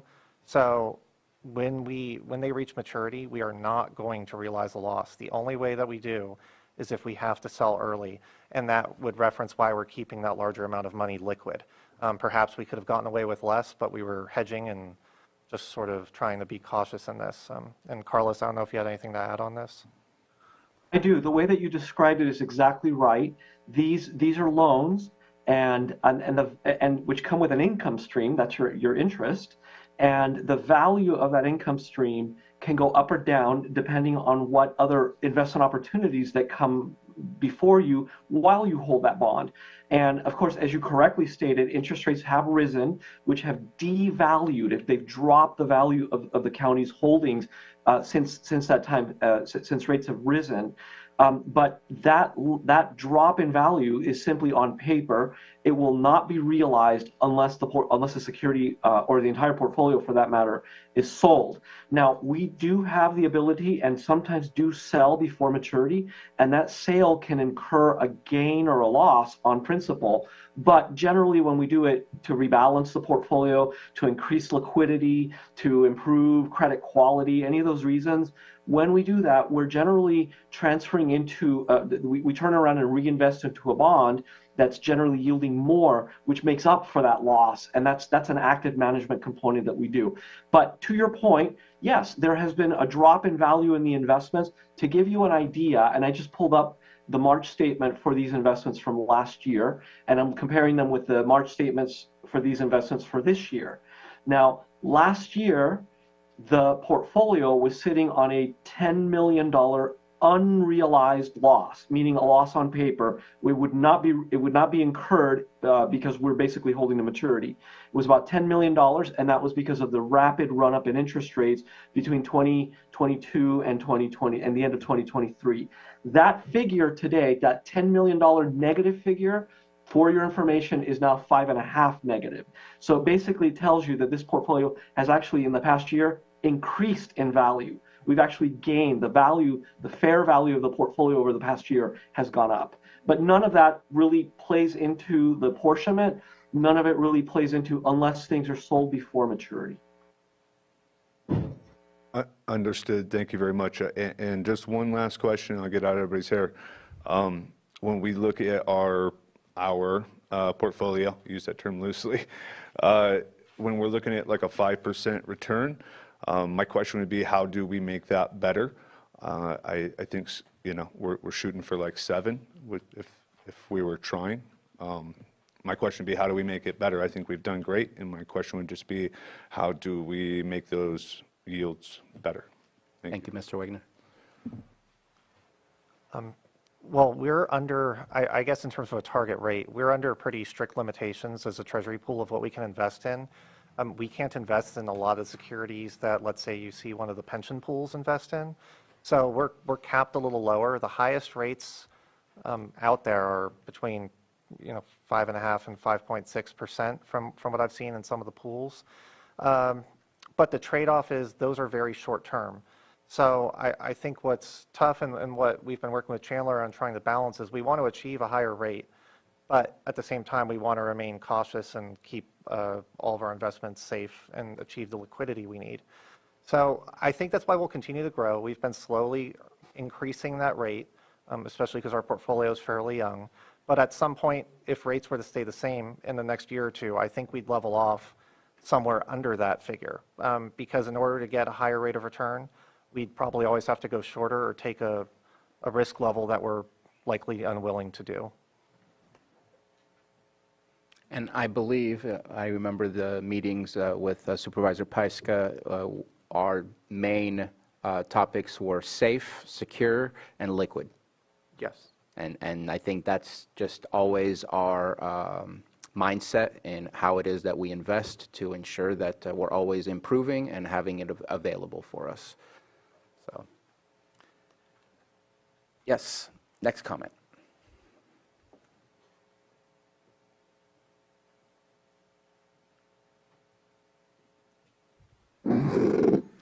I'm Joan Moss, and I have a question about where you go if you don't understand. A friend of mine had an experience up at I have been very well received at the tax collectors. I told you that the other day. But there are people who are working and own property, and things are explained to them that they don't understand. And it could be that they don't understand English. They could be from Mexico. It could be that they never got trained. And where can they go to get this all explained if they don't understand?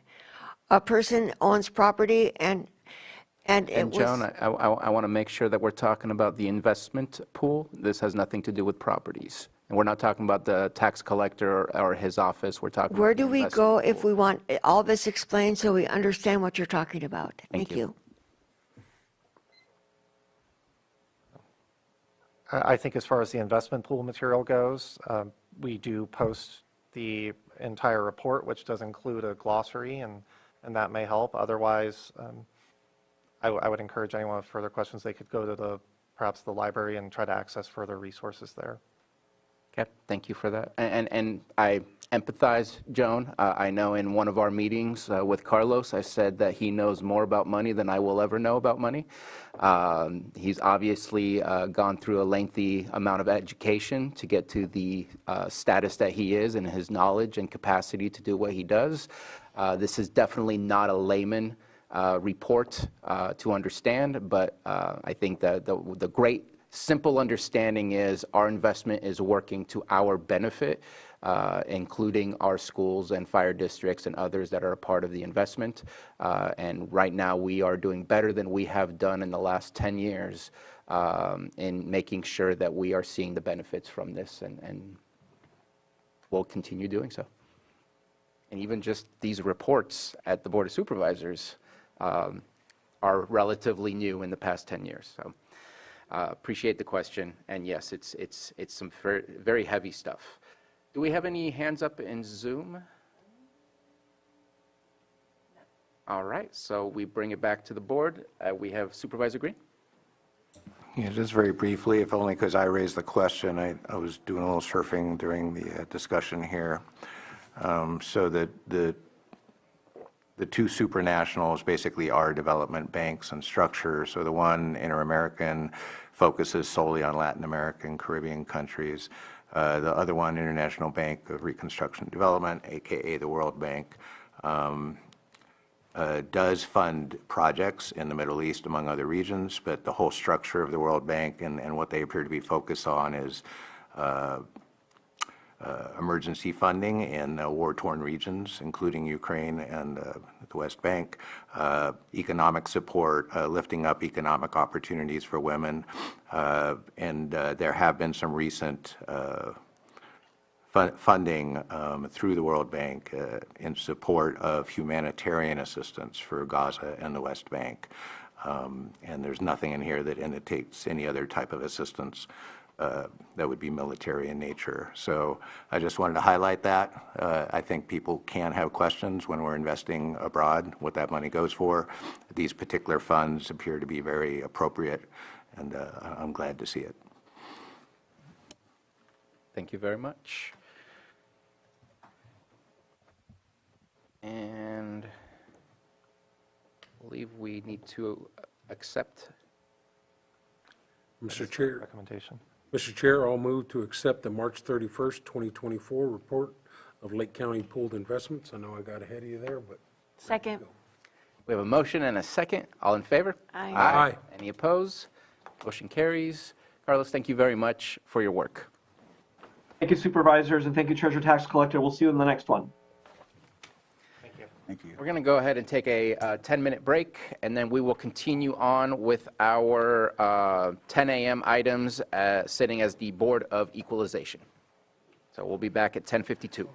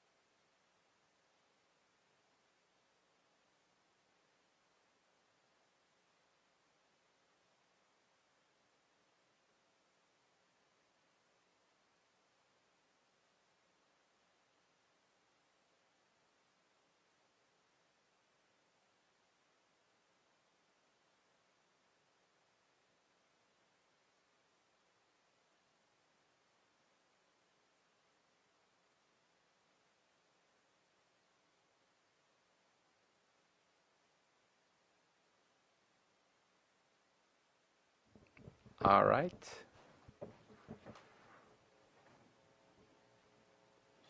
Welcome back.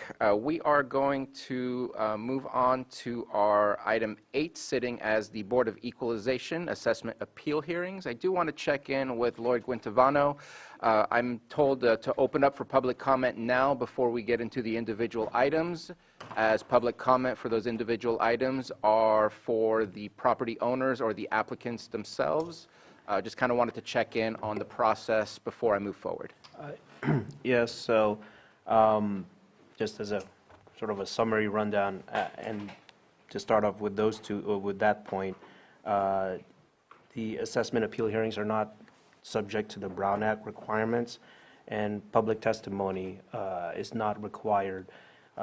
Any testimony should be taken under oath, and that's why it's limited to the applicant or the appellant and any other witnesses that the appellant may or may not have, the department as well. Burden of, if testimony is taken, the burden of proof is based on a preponderance of evidence. I'm not sure, just based on the items, if this will be covered as far as the categories, but just to cover all our bases here. For residential owner occupied properties, the appellant presents first, and for non-owner occupied properties, the assessor recorder presents first, so by way of evidence presentation.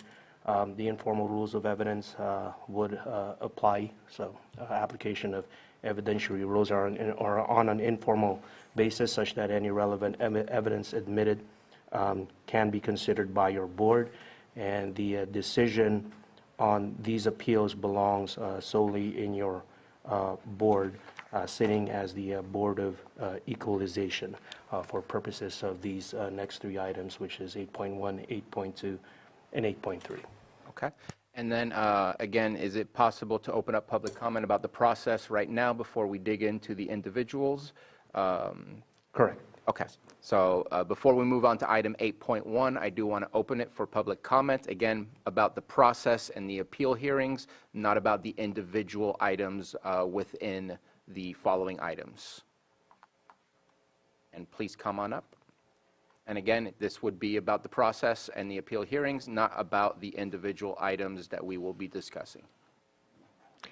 I want to thank you for explaining this to me, and I'm hoping to stay and understand something, but at least you let me know and warned me. Thank you very much. Thank you very much, John. And I do not see a hand in Zoom at the moment. Okay, so we'll go ahead and close.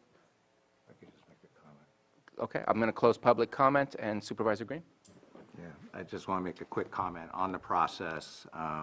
There were no staff reports submitted with these items. It's not a self-explanatory process. I thank County Counsel for his brief explanation of how these hearings are going to be conducted or not conducted. But in fairness to this board and in fairness to the public, having some type of staff report attached to these items, I think, would be helpful in the future, and that's just me speaking my opinion right now. I'm not looking for consensus. Thank you. Thank you very much. Okay. And we are going to continue on with item 8.1, consideration of withdrawal on the following assessment appeal applications. A, number 07-2023 Charles Bellig. B, number 27-2022 Deborah Bakhtiari. C, number 28-2022 through 71-2022 Geysers. And D, number 01-2023 through 04-2023 Ori Wheeler. And E, number 21-2022 and 25-2022 Safeway. And F, number 74-2022 Davida Inc. And we have Mr. Schwinger and Ms. Janakis to present or respond to these items. Thank you, Mr. Chairman. So the assessor has discussed each appeal with the applicant or the applicant's agent and are in agreement that no reduction in value is warranted at this time. And also included in item 8.1B is the 2023 application to be withdrawn also. So there's 2 applications for bacteria. Thank you very much. Any comments or questions? regarding this item. I did have a little bit of confusion on the geysers one, since they filled out both sides of the application to Correct. extend the timeline and to withdraw, but withdrawal is what they're looking for. Correct. And we settled that. That's what we call a protective appeal. They didn't have enough time before the close of the filing period to go over and review all the documentation. We got the appraisal from them, from our consultant, Russ Berthoff, for the valuation. After we verified the 115 parcels and went through all the allocation, they were and did all our numbers that they were happy. Sounds like it was a lot of work. Mr. Guintavano wanted to check in. Can we approve all of these withdrawals as one? Yes, it'll be by motion to accept the withdrawal of the listed assessment appeal applications and deny the appeal corresponding with said applications. Okay. Let me check first. Is there any appellant that is either in the room or in Zoom? I see none on either, so I'll go ahead and bring it back to the board for action. I'll move the recommended action. Second. We have a motion and a second. All in favor? Aye. Any opposed? Motion carries. Moving on to item 8.2, consideration of request by the appellant to continue the following assessment appeal applications: A, number 06, 2023, Blakely Hall, and B, 73, 2022, Robert McMullen, and C, 24, 2022, Tesla Energy, and D, 05, 23, Wendy Jameson. Mr. Schwinger. Yeah, these are all applicants' requests for continuance, and we have no objections. Okay. Any comments or questions regarding this item from the board? Seeing none, wanted to check if we have the appellants in the board chambers or on Zoom. I see no one in either, and bringing it back to the board for action.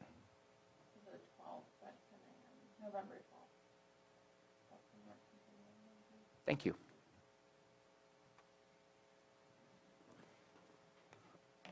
Okay. Is there a time? 10 a.m., November 12th.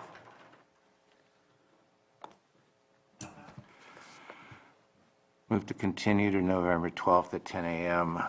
The assessment appeal application 06-2023 Blakely Hall, 73-2022 Robert McMullen, and 24-2022 Tesla Energy, and 05-2023 Wendy Jameson. Second. We have a motion and a second. All in favor? Aye. Any opposed? Motion carries. Consideration of stipulation for assessment appeal number 22-2022 and 23-2022, Robert Coates. Mr. Schwinger. Okay, so the assessor valued the subject property and adjacent parcel as of the date of death for a family transfer with no sales price. The subject was valued by means of a desk appraisal and considered an average condition at the time of transfer. The applicant filed an assessment appeal with a probate referee appraisal and a list of problems and deferred maintenance issues for the two parcels in this assessment. The assessment appeal stipulation before you is the probate referee's appraisal with a basic cost to cure a portion of the issues to make the property sound and livable. So we were on the middle of the road. It was on the lower end based on the condition, but we were in the mass appraisal before we closed the roll, getting all the non-value ones where we just had a transfer to get on the property tax roll. So once you file an assessment appeal, it kind of locks it, so we don't make an adjustment until it comes before the board. Thank you very much. Any questions or comments? Is there any of the appellants in Zoom or in the board chamber? All right, bringing it back to the board for action. Form of the motion. So it would be, your board may move to approve the stipulations proposed for the properties described in assessment appeal application numbers 22-2022 and 23-2022. And for further clarity, that would be APN numbers 006-022-020 for application number 23-2022, and APN 006-022-060 for application number 22-2022. Again, would love to see that recommended action in a staff report, so we don't have to do it on the fly. So moved. Second. Motion and a second. All in favor? Aye. Aye. Any opposed? Motion carries. That concludes the portion of the Board of Equalization, so thank you very much. Thank you. And we'll see you November 12th at 10 a.m. All right, we will continue on now back as the Board of Supervisors with item 610, our 11 a.m. item, presentation of Health Services Director Anthony Arton's work plan for fiscal year 24-25. Good morning, Director.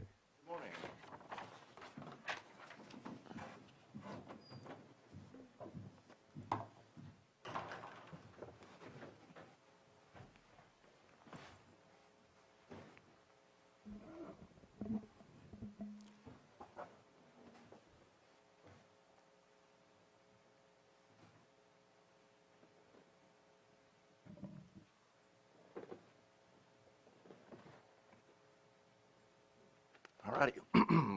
Well, good morning. Thank you for having me. Happy to be here. Happy to be your guys' director. So today I just wanted to present to you a quick little report on my first 3 months. As promised during my interview, I said I'd write up a quick little SWOT analysis for you guys and then just give you an update on the work that's been happening and what we're planning on doing moving forward. Oh, what button? Enter? Okay. So a couple strengths. So we got a nice little base here. Our staff are kind, they're caring, they're dedicated, and they're thirsty for improvement. As you guys know, most of our staff are pretty new. We only have a few staff members that have more than 5 years of experience, and almost all of our management team is new within like the last couple of years. So there's a good opportunity to help mold them and get them going in the right direction. Our community partners are excellent. There's a lot of resources out there. It's just really about collaborating with them and getting them coordinated and all moving in the same on the same page.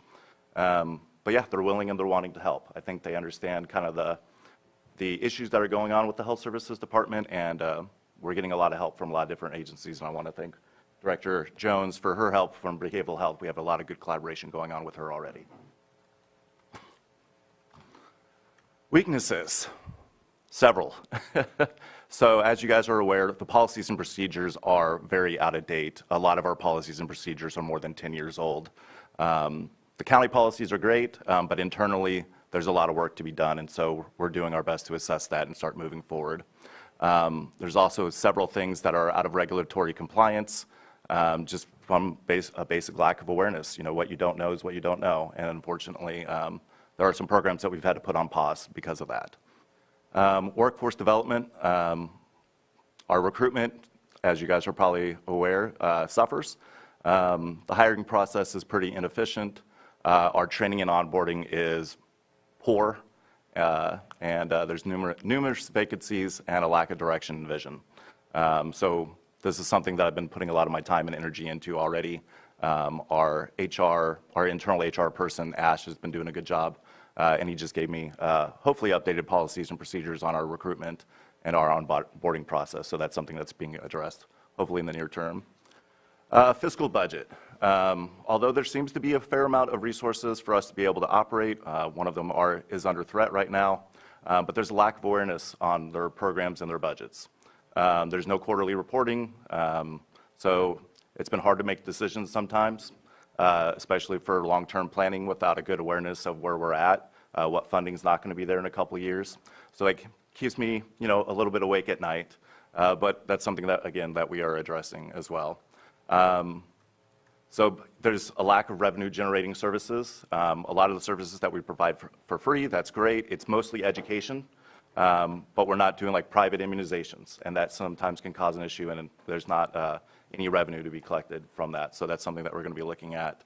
And when I think vaccinations, I think of the public health department. So we do the VFC program and the 317 program for Medi-Cal, but again, we're not billing for it. That's free. But there's an opportunity there to try to generate some revenue for the department. When I came on, the organizational chart was disorganized. There was a lack of understanding of who reports to who, several staff with multiple supervisors. That still continues on a little bit, although we've got that narrowed down to just one person at this time. She's just basically filling dual roles.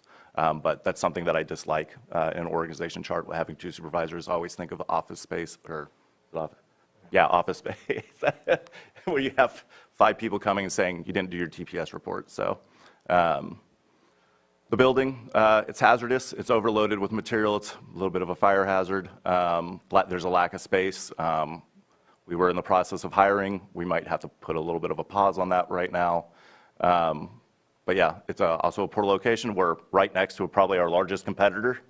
So, and although they do great services, not exactly ideal if you are trying to, start services that generate revenue in the future. Our HVAC and our roof are overall in poor condition. So there's a lot of work to be done with our building as well. And then our equipment, most of it's older, slower equipment. Software's out of date, as you guys know, and I appreciate. Thank you for approving a new EHR for environmental health last week. But there's also some more EHR that we're probably going to have to do, especially if we move towards billable services. So I apologize if this comes off as mostly negative, but I wanted to give you guys an honest assessment.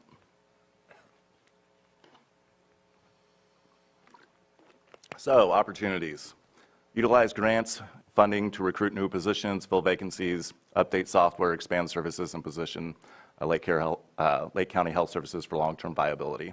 So, and then I've been working very hard since day one to kind of transform the culture there, set a vision, give direction, update policies, and do a reorg of the organizational chart. So, and building relationships. Threats, unfortunately, this one is coming to realization. The downturn in the economy, especially here in California, is likely going to impact our funding. I believe I updated you guys with that last Thursday or Friday. External threat actors targeting counties and health departments. So that's like our cybersecurity threats. So that's been on the increase.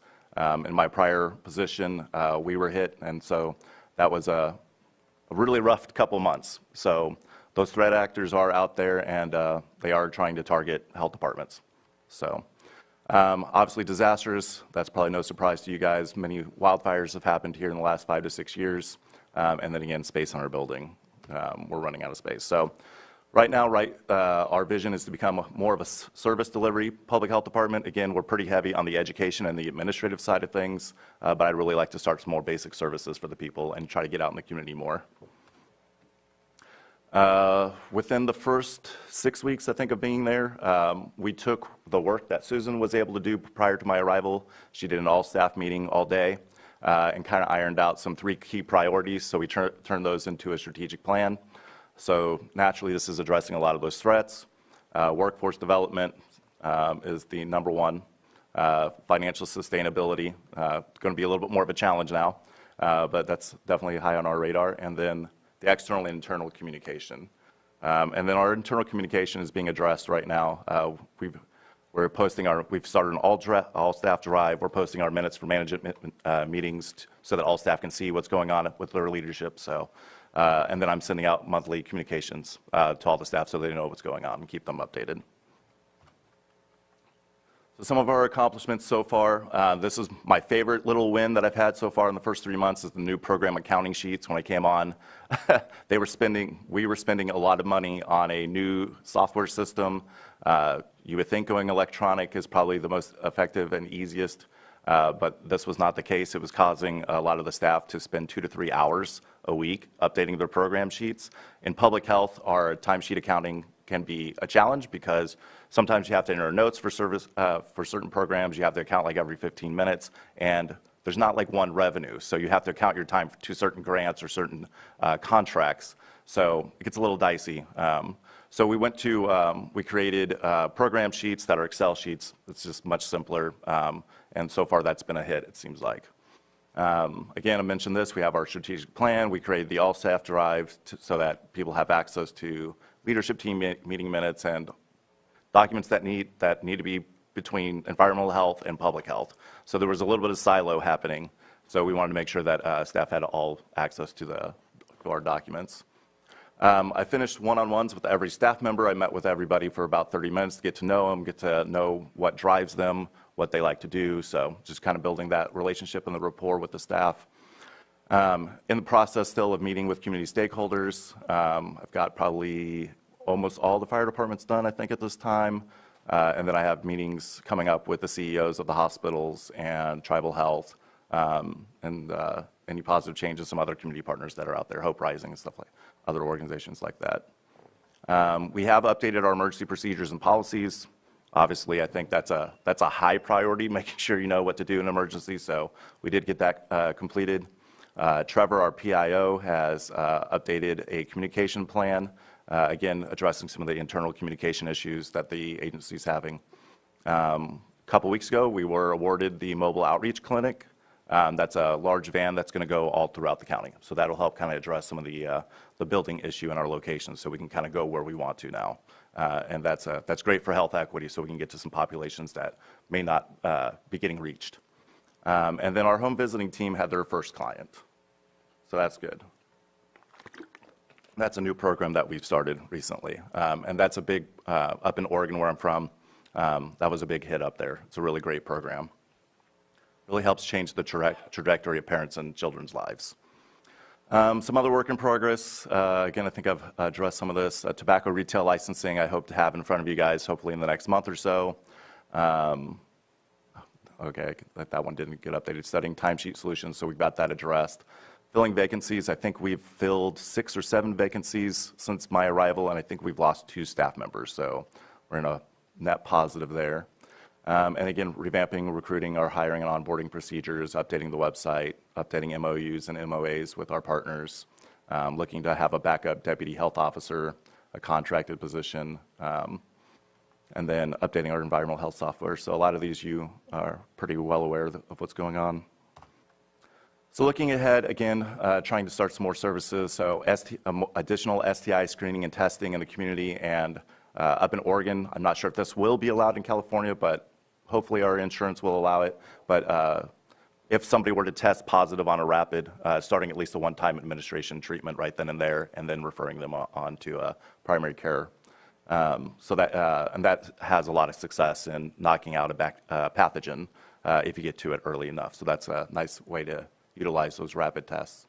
Additional vaccine outreach. Again, we have the home visiting services getting started.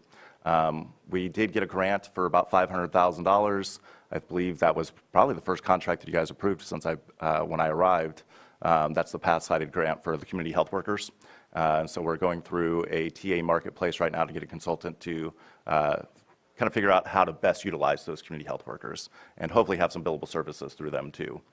And then again, the mobile outreach unit for education and some additional services. So yeah, we're studying the fees for services already provided to see if we're missing out on any potential billing there. We're trying to slowly clean and organize our building.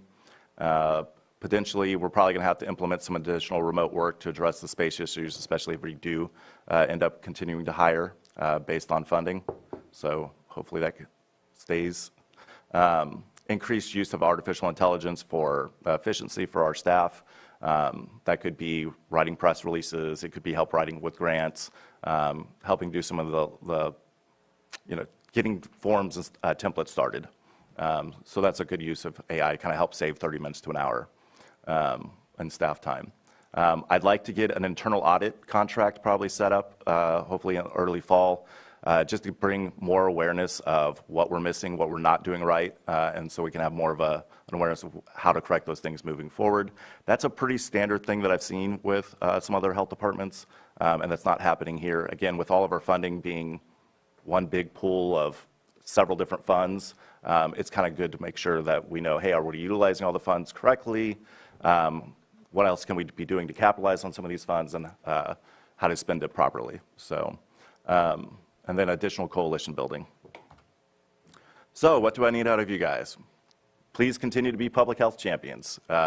Please help spread the awareness of all the good work that we're doing. We are moving in the right direction. I am seeing some very positive changes. I know that, again, this might come off as a little bit negative, this report, but again, if you can't be honest with yourself, you can't improve. So We're going to help support the transition from more of an administrative focus to service delivery focus, support revisions of the org chart. I'm working with HR on that. And then our hiring process. When it comes to healthcare, if you're not in the middle of the pack with what you're paying, then speed is key. So you got to be the first of the line for job offers sometimes. And right now, I know that it's a pretty slow process. I don't want to come off as complaining, but that's something that we need to kind of work on and hopefully make it a little bit more efficient, so that we're first of the line at least making an offer, so we can get some key personnel, especially like when you're looking at nurses or community health workers. Anybody that's actively doing a healthcare service, they get offers pretty quick. So I think that's it. And thank you so much for your guys' time. Hopefully I stayed under 15 minutes. Any questions? Thank you very much for your presentation. Supervisor Green. Just never apologize for being truthful.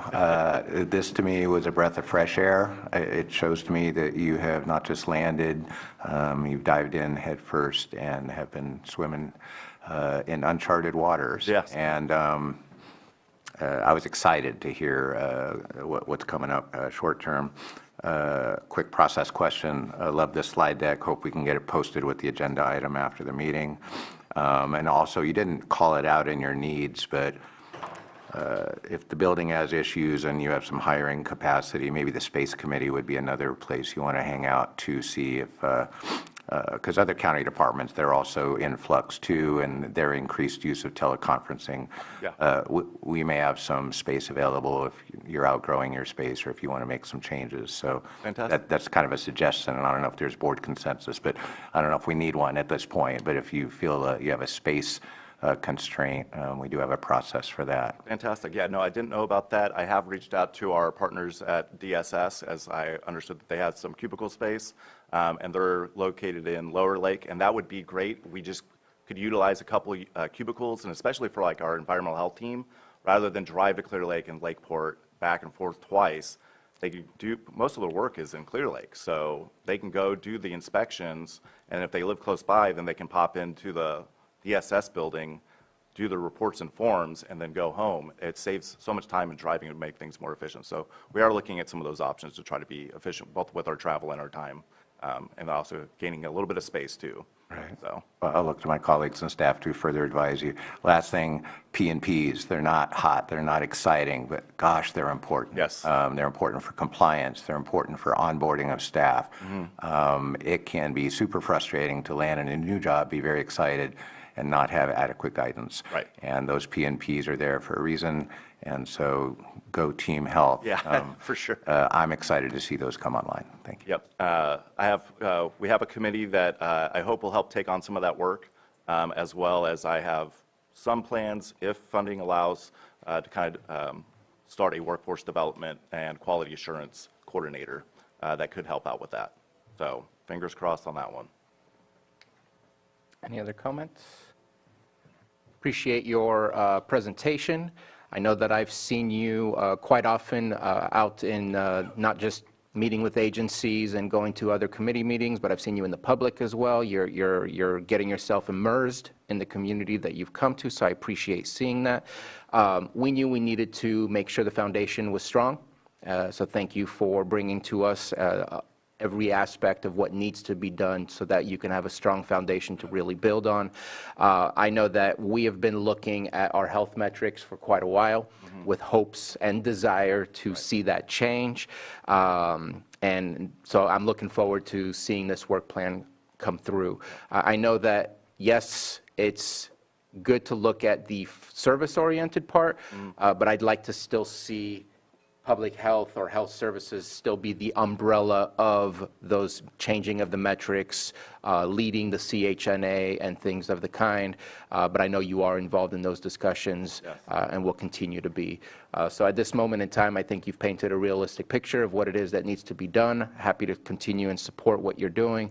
But I know that to me, the true goal is changing those health metrics, but you got to have a strong team and a strong foundation in order to make that happen. Happy to hear about the changes also in your net positive for your vacancies at this moment in time. That had gone down at least for one of your funding. I think it was I don't know that it was public health administration. I think you have 3 sections. I think you have just a normal public health section that was down to like 60%. So I look forward to seeing that being built, because you can't really get the job done if you don't have the people doing the work. Yes, exactly. So looking forward to it. Appreciate the presentation, and thank you for the work that I've seen you do already from the get-go. Actually, I will say one more comment, and I know Director Jones probably heard it. Friday, we had the opioid settlement, and there was a comment that there is no public health in the City of Clear Lake area, or at least in the South Shore area. And so I think if there's a way to look at some of those vacant offices and providing those services closer to some of those that have needs, I think everybody wins at that point. So. Yes, I 100% agree. We do need to have some more presence in the high populated area, for sure. So, thank you very much. Especially with its challenges there. Yeah, absolutely. So thank you. And if there's nothing further, then let's go ahead and open it up for public comment. I see no hands in Zoom and no one getting up in the chamber. So I'll bring it back. Just looking forward to the following, or I'm sorry, looking forward to the follow-up so that we can start tracking the improvements. For sure. Excellent. All right, well, again, thank you so much. And yes, I'm super happy to be here in Lake County. This is probably the most beautiful county I've ever seen. The people here are great, and this has been a really good, positive change for myself as well. So thank you so much for giving me this opportunity. Don't go quite yet. I believe Supervisor Simon has a comment. Just thank you very much, too, for the report today, Anthony. And, you know, obviously, you talked about the business side of it, or the opportunity to see if we can create revenue in your department. But also, I like the home visit stuff. Yeah. You know, this country's gone away from that. Doctors used to go to the homes, check on folks. I really think that's a great opportunity here in Lake County to go out and engage with the families and encourage them to do what they need to do. So I'll be excited to see how that moves forward in the next year or so. Yep. And that team is working really hard trying to market and build up the caseload, and Kim has done a great job getting that program off the ground and going. So hopefully we see a lot of good progress in that. I'd love to see 50, 60 families on there, and we can continue to grow that team. It's like I said, it was quite popular in Oregon. I think we served probably 300 or 400 families a year with our home visiting services, and it just does enormous work inside the home from basically the time the woman gets pregnant, and it's guidance, it's resource help, it's getting people pointed in the right direction, with it just makes a huge change in the trajectory of a child's life. So I absolutely 100% agree. I'm glad to hear you guys are supportive of that. And in rural environments, we know that our last CHNA, one of the top priorities was access. Yeah. And I think that is absolutely trying to attack the issue of lack of access to some of the more rural, more can't find the word, reclusive areas in our communities. And so making sure that we can provide that access. The mobile unit, I'm very excited about. Can't wait to see that happening. And the fact that we already did our first home visit is already a good start. So thank you very much for your presentation. Thank you.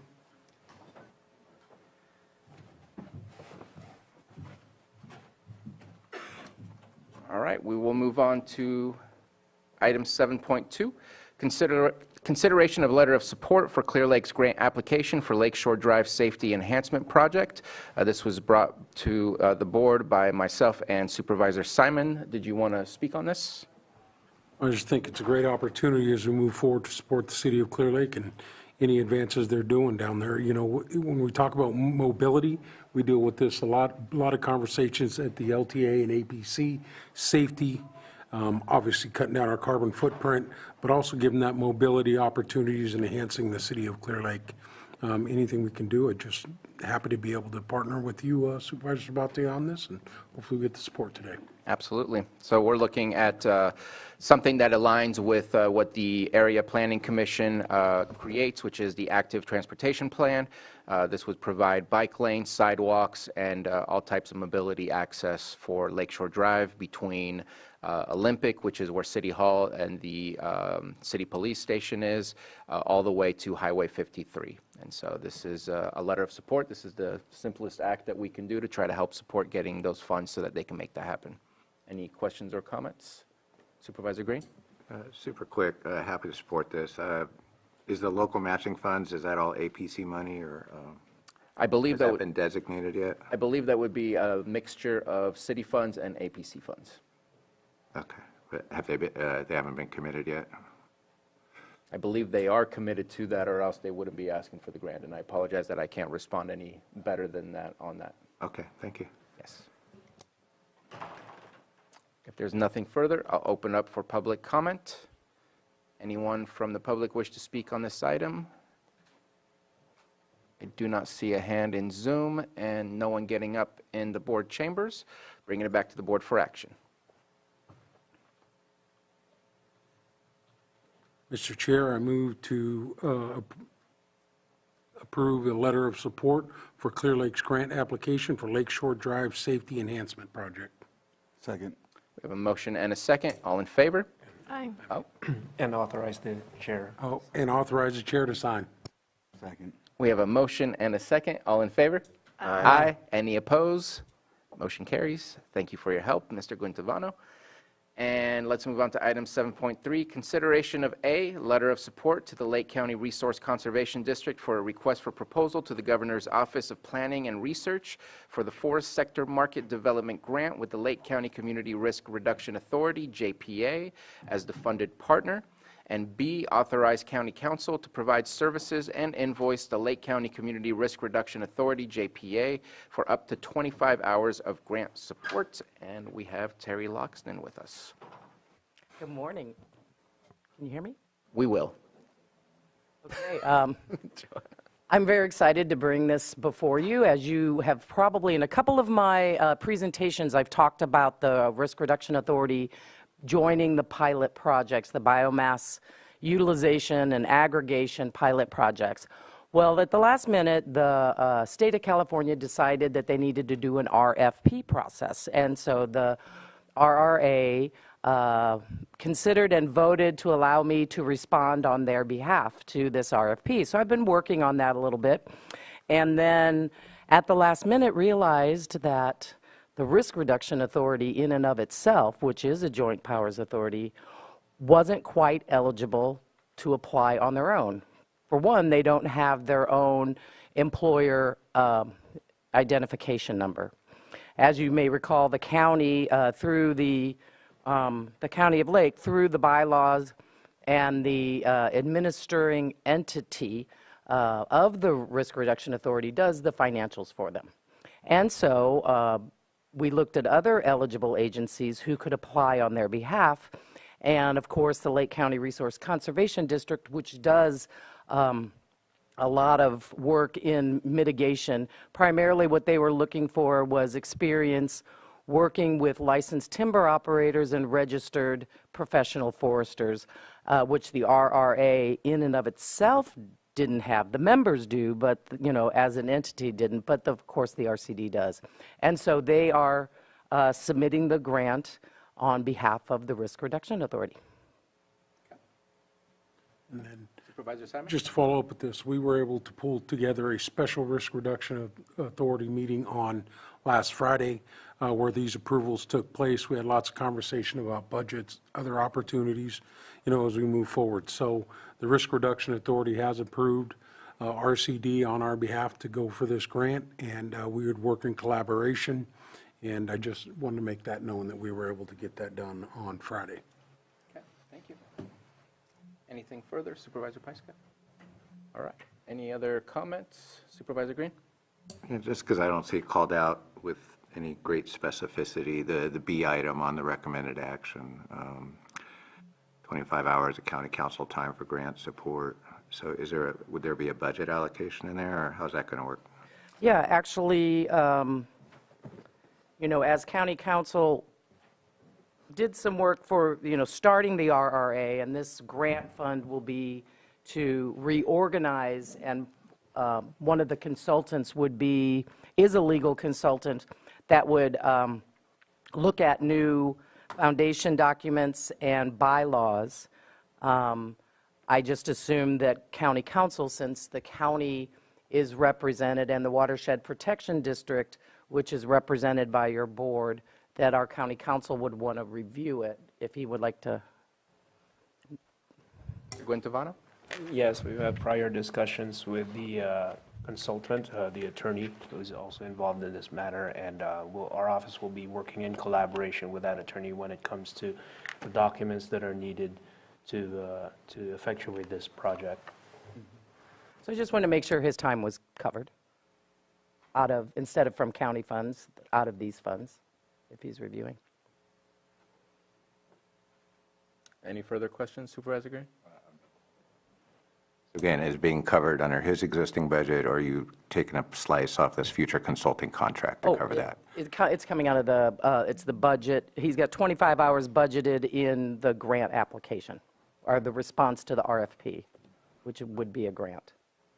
All right, and I know that as a JPA, it's its own standing entity, so again, we do distinguish between the county and the JPA and all that, so there's no inherent conflict with the provision of those services?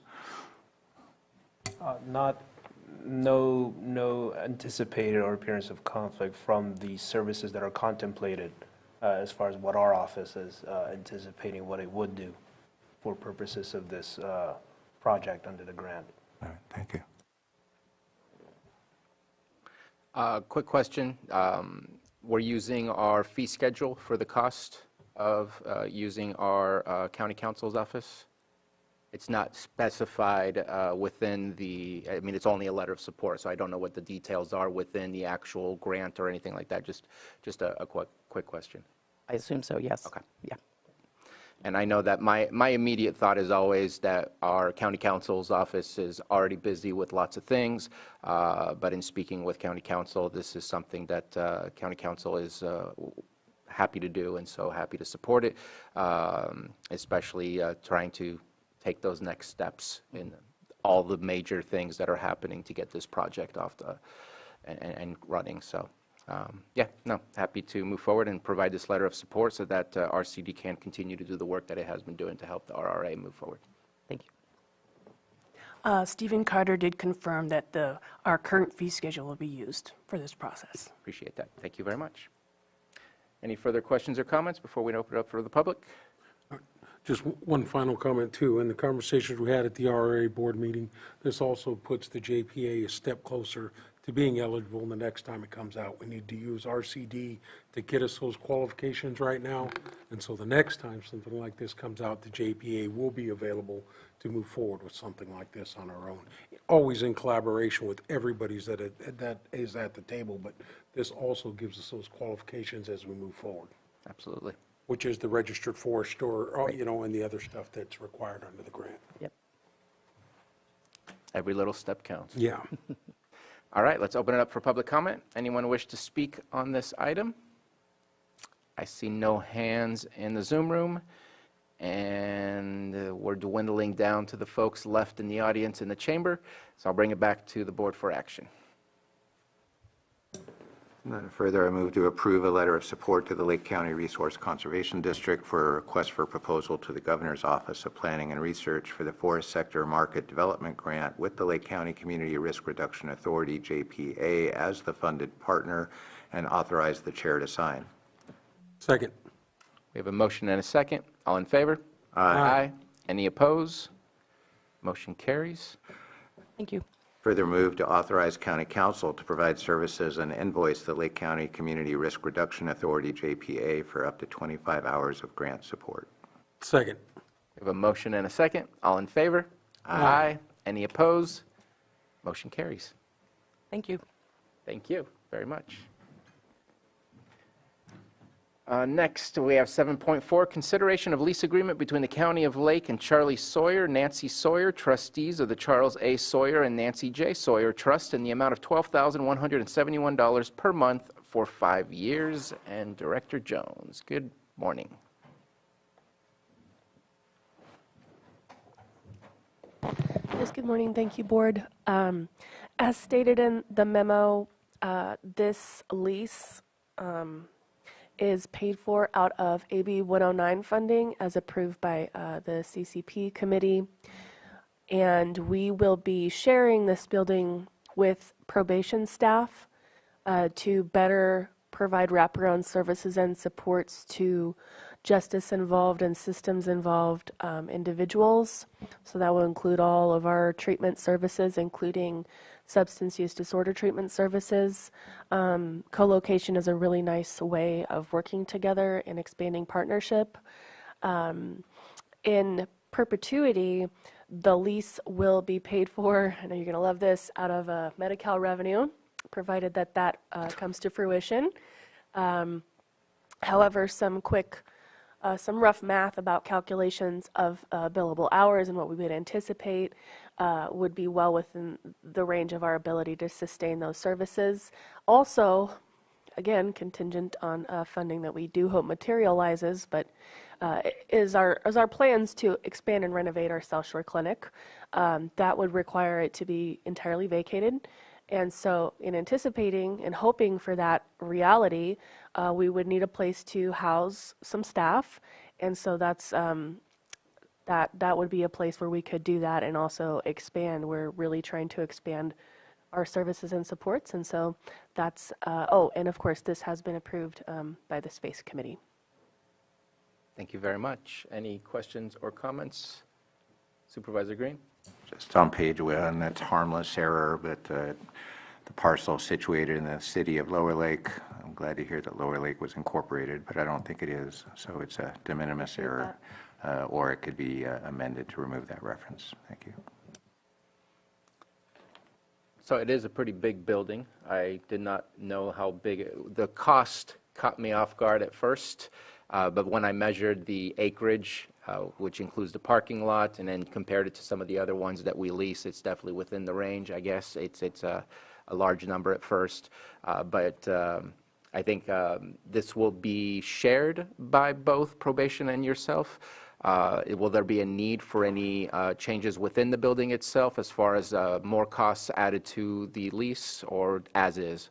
No, as much as is as possible, and social services has been so gracious, and a lot of the furniture they're leaving, so we're going to work with the building pretty much as it is. Okay.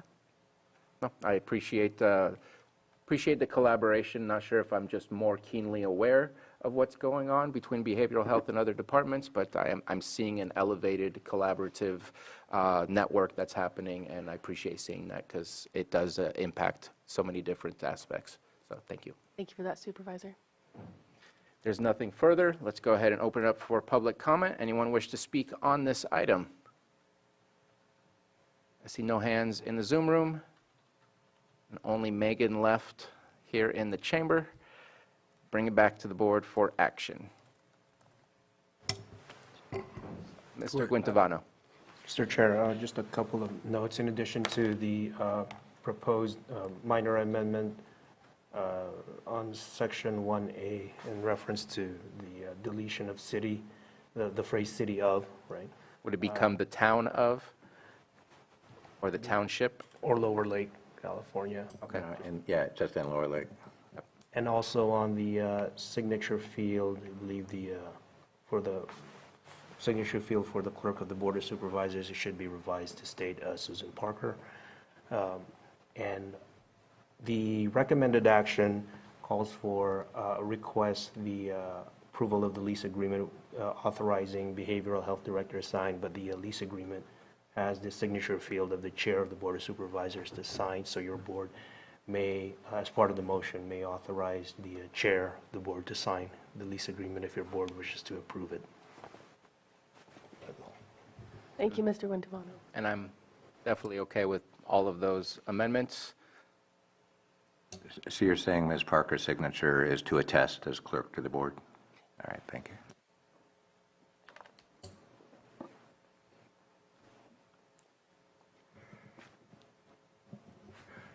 Move to approve the lease agreement as amended between the County of Lake and Charlie Sawyer, Nancy Sawyer, trustees of the Charles A. Sawyer and Nancy J. Sawyer Trust in the amount of $12,171 per month for 5 years, and authorize the behavioral health director and CAO to sign. Authorize the chair of the board and the CAO to sign in their respective spots. Second. Do we have any further comments? Looking at CAO Parker and Mr. Guintavano. Did I mess that up? We're good? Okay, so we have a motion and a second. All in favor? Aye. Any opposed? Motion carries. I apologize, I do have a question post-approval because it makes no difference. When's the timeline potentially for moving it? Yeah, so we're working on it now. They're very nice. They're, so July 1st, obviously the official, but we're in there already. Okay. All right. Thank you very much. Next, consideration of amendment number 1 between County of Lake and Everwell Health Systems for adult residential support services and specialty mental health services in the amount of $125,000 for fiscal year 23-24. Director Jones.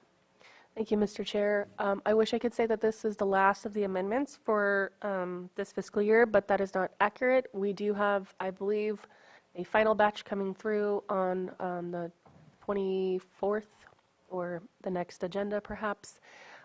These are, again, for direct care patient services. Typically, people who are in conservatorship are needing this placement.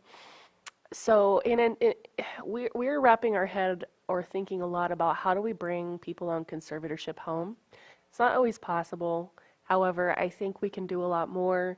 And so in an effort to do that, we're going to go to our neighboring county, Mendocino, here in the next couple of months and look at some facilities that they have to get ideas about what it would look like and what it would take to bring more of our people on conservatorship back home. We do have 2 board and care facilities, which is a place where people can live with some supervision and guidance in the county.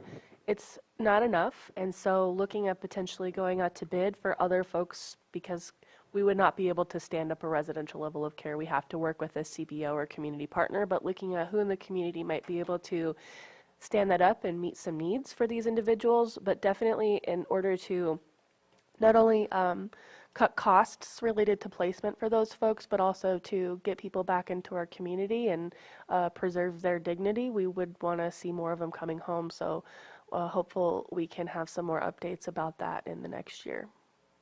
Thank you very much. Are these services reimbursable through Medi-Cal? Yes, depending on the person's aid code, it's a variable reimbursement rate. Some people have dual eligibility for Medi-Cal and Medicare, and that changes the reimbursement structure.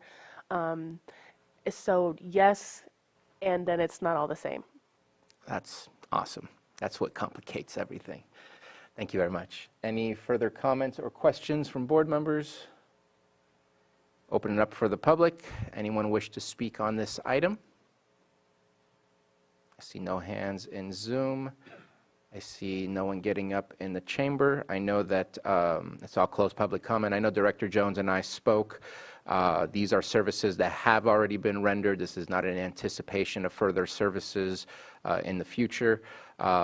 With the situation at the state, and I will just add with new programs that are supposed to be started that the state has already done step 1 with certain counties, and we're in cohort number 2, that it does concern me as to what next year will look like, but providing these services are important, and it's going to be difficult to figure out if the state continues to be the pipeline clog that they are at this moment in time for our reimbursements. So just wanted to make that statement. Thank you for the conversation yesterday. Looking for action from the board. So I'll move to approve amendment number 1 between County of Lake and Everwell Health Systems for adult residential support services and specialty mental health services in the amount of $125,000 for fiscal year 23 and 24. And your board may also add authorize the chair to sign. Oh, that's what I assumed that's what it was, but I don't want to be wrong. Second. And authorize the chair to sign. So we have a motion and a second. All in favor? Aye. Any opposed? Motion carries. Thank you very much. And do we have, I don't see Patrick Sullivan. He's on his way. He's on his way. So let's just take care of item 513. This should be relatively fast. Approve, no, sorry, which one? 511, thank you. Approve late travel claims for August to December 2023 and January 2024 for long-term care ombudsman volunteer Heather Hearn. So the reason I pulled this item is I wanted to make sure in our, because I know there was some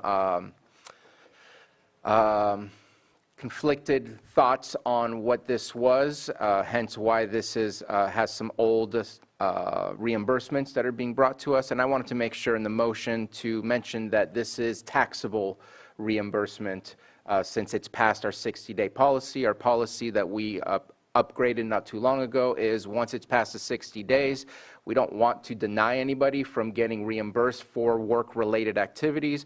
It's just based on IRS code. It has to be taxed.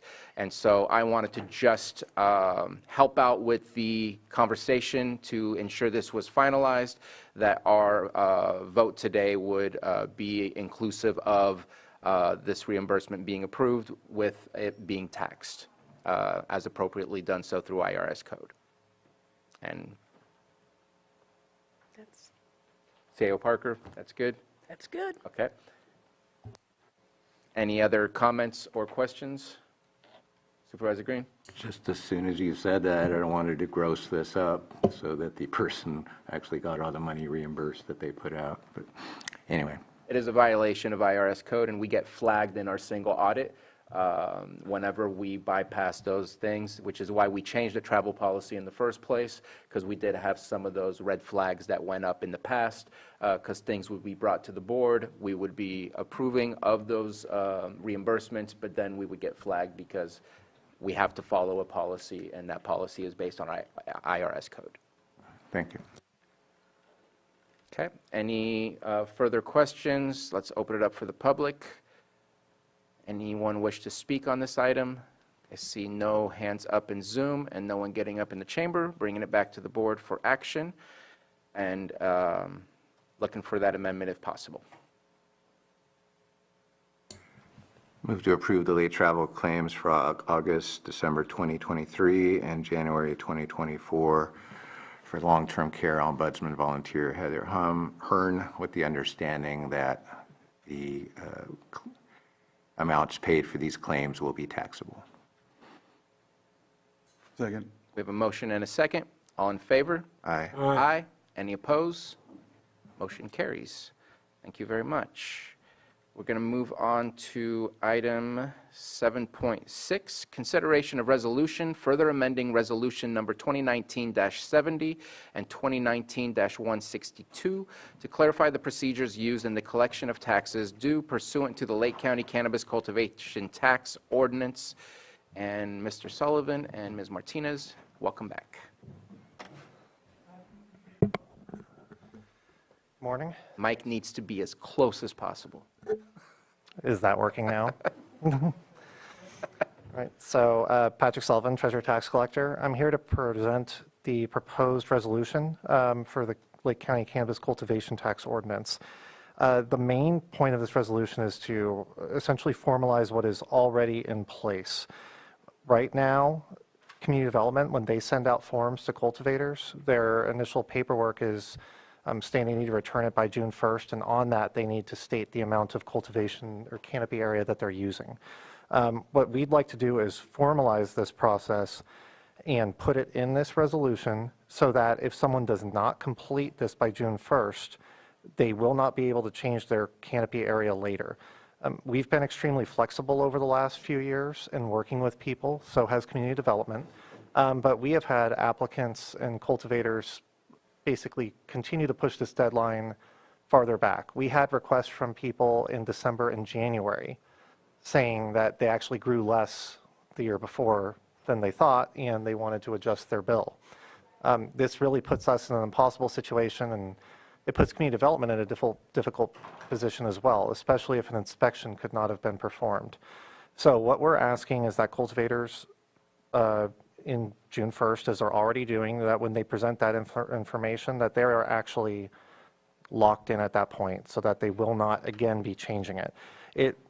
It has put us in the position of just trying to figure out whether someone did grow less, and we don't necessarily have a great deal of documentation on that. We have satellite imagery and some other tools, inspection records at our disposal, but from our understanding, people would know in June whether or not they're going to be cultivating their whole area, or at least it's a reasonable expectation. So if they did not file and declare that they're going to be growing less, our request is that then we would tax them at the maximum canopy area permitted by the use permit. So again, this is essentially the methodology we're already using, with the exception of this deadline has never been enforced.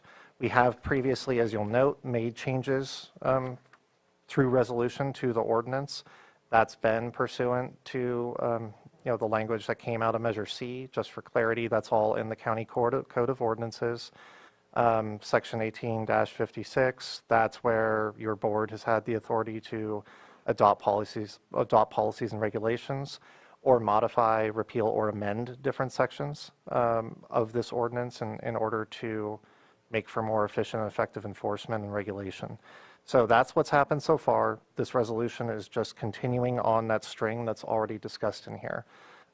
So I'm happy to answer questions and provide any kind of clarity about what the situation is and why we're pursuing this option. Thank you very much for your presentation on the item. Any comments, questions, board members? Supervisor Green? Yeah, just a question. So you're relying on the growers' notification to a different department, community development, as whether they're going to be growing their full allotment under their use permit or some portion thereof. So far, so good, right? Yes. But CDD is not the tax collector. And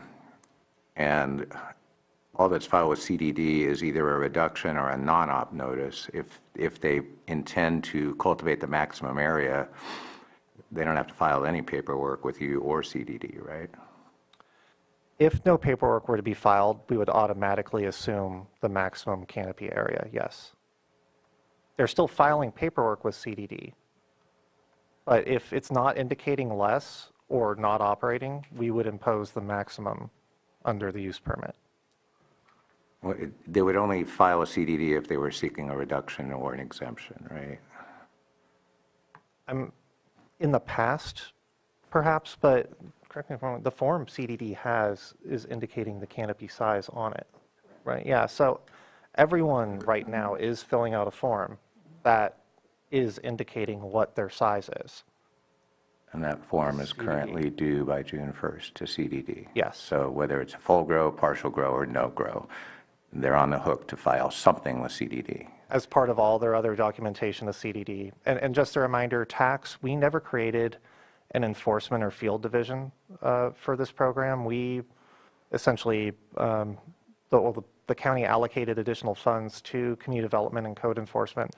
That's why it's going to them, because we're not doing inspections. We don't have staff to do them. So just for clarity on why all this is part of CDD's process, it's because we don't have our own field division right now. All right, and so although this is kind of restatement of existing policy, on that form where the growers attest to CDD what they're doing this year, are they given ample notice that their failure to file this form or something timely will result in imposition of the maximum tax? Yes, if you look back at the history of prior resolutions, part of the reason to do this one is that we used to define opt-out as essentially one process and reduction as another. And at one point, I believe one of them had a June 15th deadline. It started out June 1st, but then there was a grace period till June 15th. I believe opt-out originally started as July 1st, but changed to June or May. Yeah, so there's been different sets of dates, and each of those has corresponded to whether you're reducing or completely waiving off cultivation. So that was the other goal of this resolution, was to no longer distinguish between opting out and reducing, and just call it what it is, declaring what amount you're using. Because I did think that could have been difficult for people to follow, and perhaps could have led to a distinction of whether you had an extra 15 days or something like that in a given year.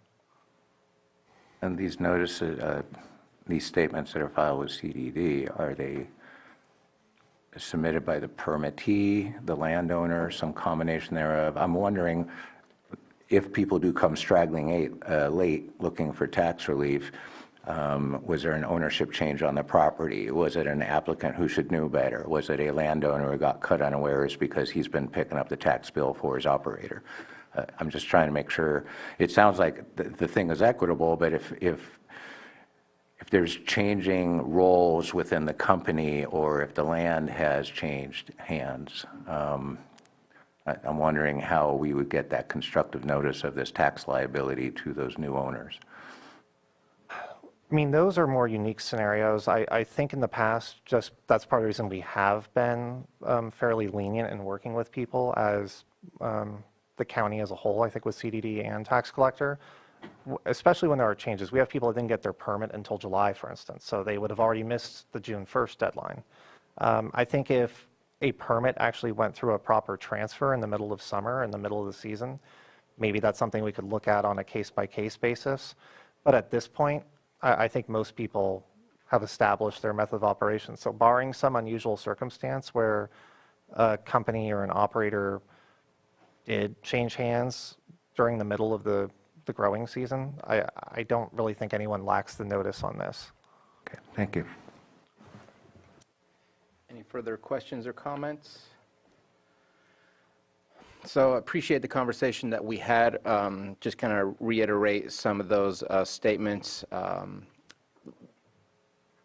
I appreciate what you're attempting to do, because it's got to be, I don't want to say a nightmare, but the amount of changes, last minute, I didn't know about the deadline, whatever it is. To me, this is kind of it's based on a tax.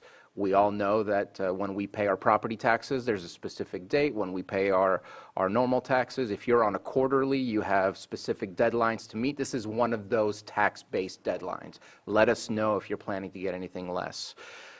I personally feel very uncomfortable if we end up taxing somebody the full amount when they didn't do the full amount.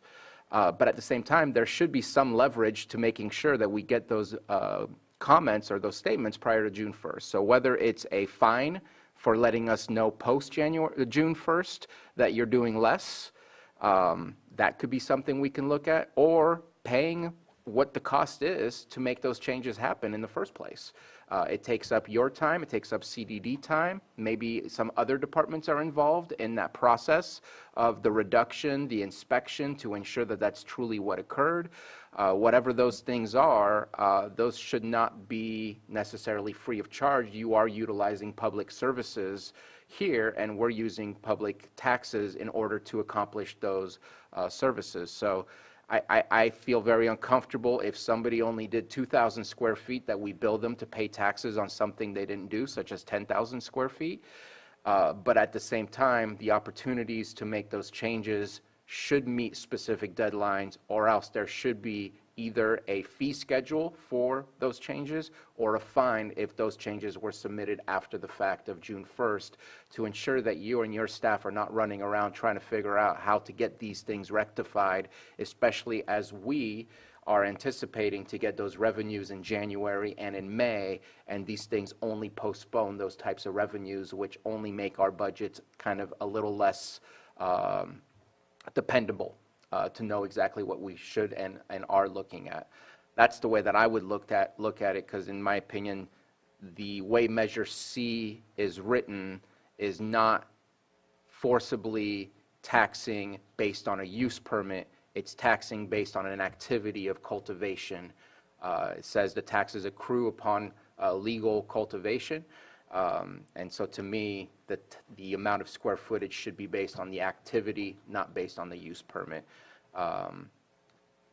Just my opinion on where to go. And I think that we need a greater conversation of, is there interaction between prioritizing those that are saying we're changing our size with the inspections that CDD is doing? Is the funding that we're giving through the equity grant, I believe it's through the equity grant for code enforcement. Public health and safety. Public health and safety grant that's coming from cannabis taxes over at the state level. Thank you for the correction. Is that something that we can help with ensuring that this is also helped in this process of collecting the taxes and maximizing correctly what it is that we're taking in? But I don't agree if we are saying that if we don't receive a piece of paper, we're going to tax you on something you may not be doing. I can't agree to that, but I can agree to a fine or to a cost of actual services. I understand the point about a fine or a fee, because it certainly is an increased workload on our staff. Treasurer tax collector is hugely impacted by these late revisions and changes, as is CDD. So I think it could make sense to have that, but I don't think it resolves the underlying issue that if we were to follow that model where we allowed people to make this change later as we have, I'm just afraid we run into that problem of how do we prove out what happened, especially, I mean, outdoor grows, we may be able to access satellite imagery. We may have inspection records that came during a certain portion of the year. But for mixed light and indoor, I don't know where that leaves us. At some point, I feel like a cultivator has to go on record declaring what they've done. Otherwise, that leaves us in a lurch later, because I'm not sure. In some cases, we may be able to readily prove it out. And that's part of the reason we've had some flexibility, because we've had satellite imagery, we've had an inspection report. We could tell, okay, it was an oversight. You didn't really cultivate that amount. We have an inspection that shows you did less. We have satellite imagery, which backs that up. So it seemed reasonable to reduce it. I think the problem is, what are we going to do in the absence of that? And that's what this resolution is trying to target, that if we don't have inspections or we don't have satellite imagery, or if it's mixed light or indoor and we only have inspections from one piece of the year, if that cultivator is never committed on record to how much they're cultivating, I'm just not sure how we're ever going to resolve that. And I don't have an answer. That's why I came with this solution, because it just doesn't seem, in the absence of a much larger deployment of resources, of staff and other capacity, without the cultivator committing to an amount by a certain deadline, I don't know how we do it. So my question in return to you, which again, we're kind of rehashing some of the conversation we had over the phone, is if a cultivator says, you should not be taxing me this because this is not what I did, who has to show the proof of the burden? Who has the burden of proof to show? Well, at this time, we're placing that on the cultivator to show otherwise. They've filed for a use permit. They've indicated that they intend to use a certain amount of canopy area with the county, and everything they've given to the county so far builds towards that. It's documenting that that's what they intend to do.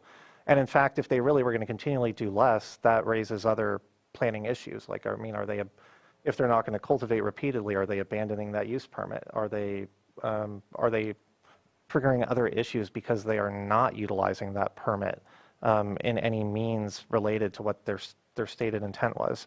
So I think that's a key distinction between cannabis businesses, like a dispensary, where, I mean, we're taking their return at face value. When a cannabis business, a dispensary or manufacturer, anyone like that is giving us a return, it's self-reported. It's kind of like transient occupancy tax. We're assuming that's right. We'll audit that if we develop other information through different software or something else that leads us to question it. We'll investigate it further. But our starting point is that what they have filed, what they have declared to us, is true, and we're going to treat it as such. I think with cultivation, that key distinction is that they've already filed paperwork with the county. They have that use permit that's saying this is what we intend to do. So I feel like they've already told us what they intend to do. And if they're going to do something different, then it really should be on them to tell us otherwise. At least we don't have the resources to go out and prove it differently right now. Supervisor Well, I think by June 1st, everyone is aware of what they're intending to do for the season, and so they can file this. If there's changes along the way, if something happens, you can lose your crop, like there's a way to modify that throughout the season and then prove it out. Well, that's actually what this is basically clamping down on, is that there wouldn't be that opportunity later to say, you know, XYZ things have happened and now we're not doing it. And that's part of the issue. We have a cultivation flat rate tax, not gross receipts. Mm-hmm. So it just, no, I mean, this would restrict that. Unless we were to modify this, there would not be a way later to undo that, which is what we've been doing. We have been working with everyone. Yeah, and I don't like the, you know, changing the fee or having a penalty or sliding scales because sometimes people just lean on that because it's the easier and faster and cheaper thing to do. It's easier to beg forgiveness. So I do like this approach of having this done by June 1st. So that you have your plans, you know what you're doing. I just, you know, if something catastrophic happens and the whole crop is lost, That's where I have an issue, a concern. So if essentially, I mean, hearing some of the concerns from the board, are you saying that perhaps having this set as the default, but leaving open some door or through Act of God. some sort of, if someone can truly document some sort of unusual scenario, much in the way that for property tax, we have a penalty waiver. But that typically involves, if you miss a deadline, you show I was in a car accident, I couldn't, I couldn't leave the hospital, or I was so sick, I was bedridden, and you have documentation to support that. That's how we've done it. But simply changing your mind later, Right. just because you decided not to, wouldn't work? I mean, or is that the kind of standard we're Right, talking because about? it can be just easy enough where that becomes the default. We could consider language that would leave some door open for more unusual, extreme changes, something to that effect where something happened beyond someone's control. I think some of the circumstances Supervisor Green brought up would be an example of some sort of unusual circumstance, like a complete ownership change in the middle of the season. We could try to craft language, probably lean on county council for some assistance there. If there's something that could leave that door open, would that satisfy concerns here? Ownership change in the middle of the season, what do you mean by that? So there's a few different things that could happen here, I think, is that perhaps if there's a change in the ownership of the land, if one company were to leave in the middle and another company were to take over due to some sort of unexpected circumstance, I can't even really No, I think know. of what it would be, but that's what I bring up, because there is instances where it's a transactional deal to for someone from a different area to come in, a business to come in and kind of take advantage, and then put something in that says, oh, they're going back and forth with if they want to submit in June or not, and there is entities out there that take advantage of the situation we're in as of right now. So for me, I'm fine with it the way it is, but if we all want to make different changes, I will entertain them, if you will. Supervisor Simon? I just want to speak on the issue of just getting the date set, for the June 1st. I'm in favor of moving forward with it the way it's presented today. There's always going to be issues, what if comes up, but we've had cultivators stand right here and say they're ordering the plants early March, April, right? We got to get these ordered from the nursery to get to us, to do those things. So they should know by this time right now, or even a little earlier than what we're talking about, by June 1st, of what's going to be happening this year. I understand the catastrophic incidents, but if it's going to be a large thing like that, probably something else happened in the county that would be at this board, and we'd be having a conversation on it. So I'm good with moving forward the way it's proposed today with the June 1st deadline. I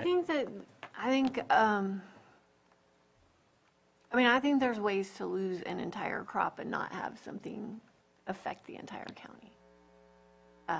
So I still do have some concern there. And I don't know, it sounds like you have some policies or property taxes, like being in a car accident or something that can be documented, because that's going to require some additional time for an inspection. So, in the past, you guys are aware that we've always worked with the cultivators. So I don't see that would be an issue going forward. The thing with this June 1st date, I've been here since the beginning. I had to implement this program, and that has been the difficulty, is every time we send out the tax bill, we get all these calls saying they're wrong, right? And so if we do something like this, and people file the paperwork that they need to file, and then there is a situation like this, I don't see why we couldn't come back to your board and say, this has come up, is this something, and work with it. Okay. But for the most part, if we can get a set date, it will definitely help us in making this process more efficient for our department. Just because over the years, this has been the one thing I've had to deal with that has never been consistent. And it's always been the tax bills. We try our best, with what we have, but I think if we can have this date and then still be able to have that conversation later with, certain circumstances, we've always worked with them. We've never been I don't think our county's ever been really difficult with cultivators and said, absolutely not, we will not work with you. I really do not feel that's ever been the case with this. Okay, thank you, Liz. I appreciate that. And I know one example, I think it was the LNU fire that burned down a couple out in the Jerusalem Valley area. And I think that you guys worked with the operators out there and did something. I know the state also offered some funds. So I think catastrophic situations are going to be dealt with on a case-by-case basis. So just wanted to bring out that example that I've seen you guys do that kind of work to make sure it worked with the cultivators. I want to open it up for Supervisor Green. Yeah, just I want to pick up on your comments. I do agree. The basic concept, I do believe Measure C links the cultivation activity, the actual cultivation, and that on that basis is where the tax becomes due and payable. So the opt-outs, the reductions, all that makes perfect sense to me. That said, Measure C didn't provide us an appeal process and something like that. I think we have authority to craft one, but that's not before us today. So I want to acknowledge your comments. I totally agree. This one and done deadline, I think, probably is a reasonable approach for today. But just these what-if discussions, as Supervisor Simon was saying, there's enough of them and they're complex enough that just to keep our imposition of these taxes legally defensible and make sure we're only taxing cultivation that's actually happening, that's an important core concept. It is challenging because, again, it isn't up to the treasurer tax collector to inspect farms and make sure they're doing what they're saying. CDD has struggled in years past. They got most of their inspections, if not all the inspections, done last year. But again, they're there to ensure compliance with the ordinance and the conditions of approval of the use permit, not to do math for another department. So it just highlights to me that we don't have a cannabis program per se that spans departments, and even our cannabis permit program, such as it was under CDD, is kind of morphed with the removal of that managerial position. So I just want to acknowledge the difficulty of your job. I understand why you're bringing this forward, and I understand that CDD on their side also probably has some ongoing difficulties monitoring and managing what's going on the ground any given growing season. But I think what before us is today is reasonable, and I think those longer discussions we can have another day with a different item. Okay. Thank you for your comments. Let's open it up for the public. Anyone wish to speak on this item? Oh, if you don't, actually go for it. I already opened up public comment. Okay. I'm sorry. Hello there. Good afternoon, members of the Board of Supervisors, staff.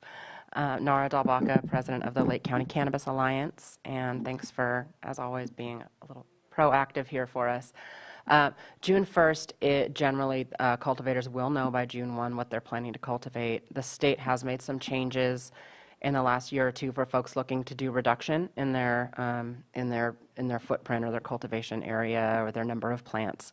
Some of the things that can happen, though, that wouldn't coincide with a natural disaster in the area or something like that. We've got hops latent virus that's going around all over the state. You don't know that your crop or how much of your crop would have hops latent virus until much later in the growing season, when the plants start to exhibit the symptoms of that particular disease. You could also have mold failure. Or testing failure for a crop, so that would be once you're harvested and you send it out for testing. That could happen from pesticide drift from an adjacent agricultural use that comes and taints your crop. All of those things may not be visible until they arrive at the testing facility. So I do think that I hope that we wouldn't have those kinds of things come up, because I hope for our cultivators that wouldn't happen. But that is the kind of thing that could fail a crop and or a whole section of a crop. A way to track that, though, that would be something that would be reported to the California track and trace system, because that would also need to be reported to them, because the cannabis would need to be destroyed at that point. So that I would love to have us come back and if there are issues, And a way to potentially mitigate this would be something we've talked about for a long time, which I know requires a whole other policy side, which is to go to a gross receipts tax. And I see Patrick laughing because he knew I was going to say that. And that would be all based and trackable and traceable in the track and trace system. You can see what people sold, how much was sold, and it would be verifiable under a state system that would be under penalty of breaking state law. So that is one way to look at that in the future. But I do understand the need for the county to have a good number, and for the understanding that the county is understaffed at the moment. And I think we've got some folks that are going to talk on Zoom as well. So I'm here if you've got other questions. Thank you very much. I'm going to pause on the public comment real quick. Didn't realize that our director from Community Development has her hand up, Maria Turner. Want to give you a chance to speak. Thank you. The Community Development Department is in support of setting a deadline for opt-out and reduced canopy notifications. The June 1st date works out great because that's just about when we're launching our annual compliance monitoring visits. And so we do use opt-out data or reduced canopy data, take that into consideration when we are doing our on-site visits. If somebody decides to opt out and they're outdoor cultivation, we check that location via satellite and may not do a visit out there if there doesn't look like there's any activity. Though with mixed light and indoor, we will still do a site visit just to confirm that, because we can't verify it through satellite. Yeah, so this timeline works fine with us. A change in ownership, which the board discussed earlier, is actually basically an administrative change. It doesn't have any repercussions on our side, though Patrick, it may cause more staff time to make those updates on his side. So anyway, yeah, CDD thinks that it would actually be very helpful if we could know by June 1st what people are planning to do for that year.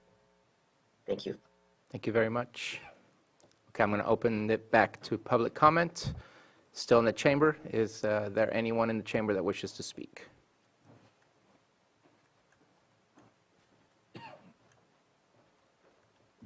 Michael Wegner, thank you, board and Patrick, again. I absolutely understand Patrick's frustration with what goes on. And I think for all of us, as we've worked through all these different issues over however many years we've been doing this, we're kind of getting into the nits, like the small finite points that are important. I think Bruno and Mr. Green have made a very good point, which is the law itself, which was a voter initiative, is based on cultivation itself. So I think that the specific around the Cultivation Act is where we can enforce taxables. A gross receipts is not, again, even within that law or that construct. So based on what they cultivate is absolutely important for us to be able to collect those taxes and not have any kind of ramifications or issues. With that, setting a deadline for when that has to be notified or put forward is absolutely reasonable. That date of June 1st has been working relatively well for us. With that, having some way to amend that information, just like you were filing your income taxes, would seem reasonable as well. Notwithstanding some, crazy catastrophe like your crop burns down. The reality is, if you cultivate, you owe the tax. Okay, pesticides, it burns down. It doesn't really matter. If you cultivated that square footage, you were on the hook for that. Now, if you didn't cultivate it, then you're not. And I think that's an important distinction here. So having an amendment process or some way to modify it, we have talked about, well, you start in June and you know what you're going to do, right? Well, heck, I start at 9 a.m. and I think I know what I'm going to do, right? But by noon, things happen. And the presumption that everybody runs on the same schedule, right? Especially in the cannabis arena, there's funding issues. You expect to get money, let's say, from a sale to a distribution company, but that money doesn't come till July, right? I'm not saying that you shouldn't be able to at least put forward what you expect to do, but having some way to adjust that based on circumstances that are not necessarily life-threatening would, again, seem reasonable. This is about business, and businesses have issues, and changes happen. With that, I do think that what Patrick is asking for is absolutely reasonable. And with that, if we make a pathway to deal with the unknowns, I think that, again, now we're, taking care of both sides of the scenario. With that, Patrick is talking about basically the ability to trust people when they write stuff down. And he wants some kind of, I think, culpability, to hold people responsible for what they say. And while I understand what he's saying, I think that we already have those things in law. Defrauding the county is illegal no matter what. So, thank you. Thank you for your comments. I believe we have a hand up in Zoom, if we can unmute. Hi, this is Erin McCarrick in Clear Lake. Thanks for this proposal to allow farms to reduce canopy or opt out if needed. I did have a question for Patrick. We spoke a couple months ago. I have a question and then a couple comments. But the question is if the tax department or CDD looked into when the state's deadline is to opt out or reduce. Last year, as Nara mentioned, they changed some laws that allowed cultivators to reduce their canopy or opt out. So I'm just wondering if they found out what that deadline was and if it coincides, because that would be the easiest way to do it, to give cultivators one deadline. I'm not, personally, I don't know if this year's June 1st makes a lot of sense. It's May 14th. That is not a lot of time to get this information out to cultivators unless it's already gone out or they've been given some sort of heads up. I know the communication, there's issues in communication, so I would maybe table this for a bit, but especially when there's just been some confusion about tax and tax bills and equity credits and all that type of stuff. So maybe next year is a better year to implement it. And also giving examples of how things can change. I talked to a cultivator who was renting and his renters defaulted. And so he's freaking out, this person is freaking out because they're wondering if they can opt out. So what if that happens in July? I guess just being clear about the extenuating circumstances. The state also has disaster relief ability that allows cultivators to file for disaster relief. So if there's any way to coincide with the state, that's always the best. As the CDD knows, as they're creating the cannabis ordinance that is trying to align with the state. Thank you for your time. Thank you, supervisors. Thank you, Chair Sabatier. And that's it. Thank you for your comment. Just a clarification. Don't we already have a deadline currently in place? This is not a new deadline. That's correct. We have previously used this June deadline, and like You're just saying we're serious this time. that was the intent with this, is that we're actually going to do what we formerly said we were going to do, which was to hold to it. To the point about the state process, we did look at that. It just, the state licensing process seems so different, and we've changed our dates. We've changed our ordinance a lot. We've changed it so many times. I couldn't really figure out a way to marry them up and try to mirror the state schedule. So I thought that was a really good idea. Just in practicality, it's, at least as we're structured right now, it didn't seem viable. And I would just note, I mean, hearing everything that's been said, this ordinance does not currently have an appeals procedure. I think maybe there's value in having something like that so that there is that opportunity to provide additional documentation if there is some sort of unusual circumstance. So just throwing that out there, I mean, we're happy to work on that and bring that back regardless of whatever decision the board reaches today on this proposal. Thank you very much. We have another hand up. Oh, it's still Aaron. Okay. Did you have something more to say? Okay, thank you. So let's go ahead and close public comment and bring it back to the board. Supervisor Green? Question for Director Turner, if she's still with us. Yes, she is. I don't know what the form is titled, but it serves two purposes. One is to notify CDD of the footprint and what inspectors are going to see when they go out to the farm. The secondary purpose, and the one we're talking about here today, is to provide notice to the treasurer tax collector the taxable area that is being cultivated this year. On that form, who signs it? The owner or the landowner? Is it signed under penalty of perjury? Is there tax notice language on there that makes clear that this form is a twofer? It's not only required for compliance with Article 27, but it's also required for compliance and calculation of cultivation tax due. And maybe if it's not super clear on that, maybe one takeaway from today would be kind of a meet and confer about the form of that form to make sure that when they sign it, we're not kidding, we're locking it in.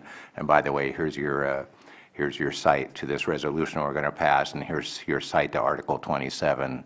And it's very crystal clear that this is not just a compliance document for CDD, but it's a compliance document for the treasurer tax collector. We'd be happy to do a meet and confer to sharpen up any language that's necessary for those forms. They've been used more as a departmental policy rather than something that was set out in Article 27.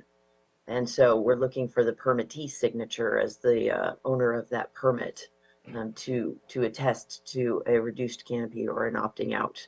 But we're happy to work with Patrick's office to make that a little more clear going forward, particularly if the board supports a resolution that tends to more formalize this process.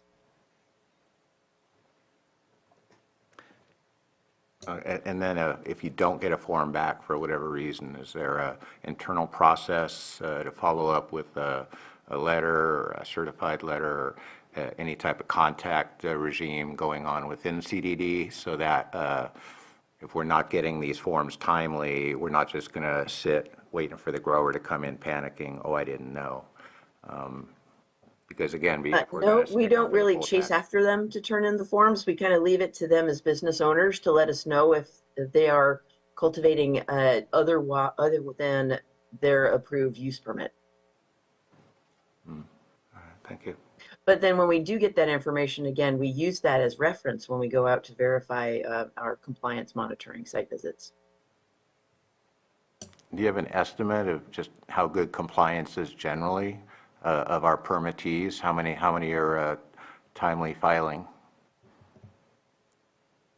And again, nothing needs to get filed if they're Supervisor Green, I asked a similar question. About half of them submit late filings, is what I got from Mr. Sullivan. No, my reference was, I think, to reductions. That half of them do reductions. It Gotcha. appeared to us that approximately half the bills were being adjusted, but I can't speak to how many of those forms were filed timely or not. Gotcha. Yeah, I'm sorry, I don't have that information offhand, but I'd be happy to text my staff and let you know. I'm definitely in favor of moving this resolution today, but it does sound like there's some follow-up work that could be done departmentally to clarify the notice to the growers. And as far as appeals and stuff like that, that's a longer-term discussion we can have later. We could also set up an annual notification, say in February, just reminding people, and I think we have done that on a small scale informally, just reminding people that your opt-out or your reduced canopy will be due by June 1st. Okay, thank you for those questions. And just to reiterate, this is a use permit, not a mandate to take on certain activities. If we had a similar situation with, say, a dispensary, just to at least try to do an apples to apples, because there is really no other apple out there to compare this to, that this is part of our problem throughout the state, as we see different agencies trying to navigate through this system as well, or different counties trying to navigate through this tax system as well. But if we have a use permit for a dispensary and they went on their use permit to say they'd be open Monday through Fridays, we don't tax them if they decide to only be open on Mondays. We only tax them on the activities that happen within their transactions, which obviously is where this is not an apple to apple, because this is based on an actual tax, sales tax, not a square footage tax. But if somebody decides that this year they're late, maybe the supply chain created an issue where they couldn't do anything, the inability to change it after June 1st and taxing somebody on an activity that we have no right to mandate that they do is where I just struggle that we are taxing somebody in a way that just does not seem appropriate, which is where I would prefer to head towards a fine or a penalty for late filing and changes to ensure that we are taxing appropriately and trying to keep you whole in your department, because I just see no other way to do this the correct way. Because we can't mandate somebody to do specific type of work. Their use permit is a permit to be allowed to do the work, but as far as the level of work that they do and how it changes throughout the year, we should be able to find a way to do this. And the elephant in the room was brought up about gross receipts. Definitely another elephant to try to take one bite out at a time to try to make that happen, but that would solve so many of the problems, both in the how much to tax them and what are you doing this year. It would be based on actual transactions. So I think that this is complicated. There's no easy way to go through it, but I just wanted to express and explain again why today I will be voting no on this, just because I feel very uncomfortable about taxing anybody, no matter what, for things that should not be taxed. Looking for action? For the resolution. Resolution has been offered.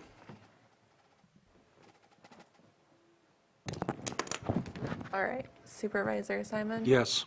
Supervisor Crandall? Yes. Supervisor Green? Aye. Supervisor Pyska? Yes. And Supervisor Sabatier? Nay.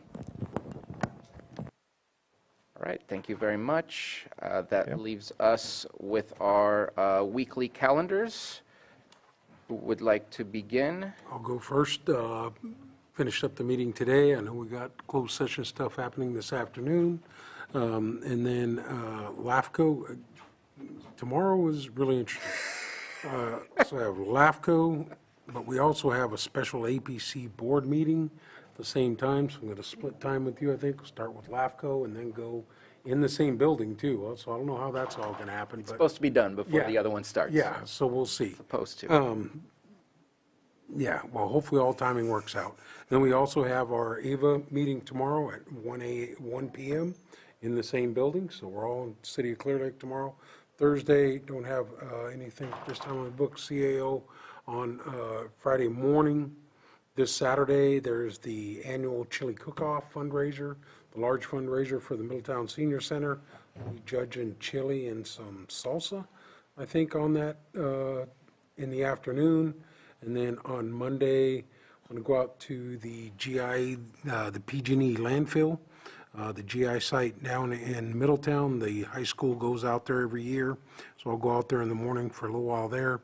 And then in the afternoon, here in the courthouse, we have the regular scheduled Risk Reduction Authority meeting, and then back here on Tuesday.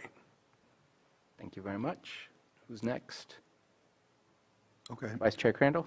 So tomorrow, I'll finish the meeting today, of course. RCRC, I'm heading there in the morning, and I'll be there until Friday when I have the RCRC Golden State Finance and Golden State Connect meeting.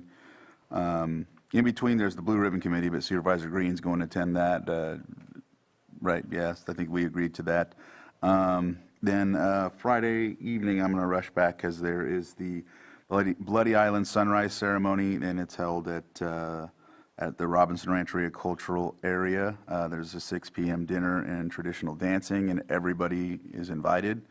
On Saturday, May 18th at 5 a.m., there's commonly a walk from the cultural area to Bloody Island, but if you don't want to go to the walk, you can just meet at the actual Bloody Island. It's not the monument on the highway, it's the monument that's right by the island, the old one that still says battle, but that's the one that we do the sunrise ceremony at. So you can meet there on Saturday morning at 6 a.m. Monday, I'll have the CAO meeting, and then I will be at the Lucerne Alpine Senior Center. They're doing a ribbon cutting for the ADA project that was finished, and it's intact now. So I'm then back here next Tuesday. Awesome. Thank you. Supervisor Pyska?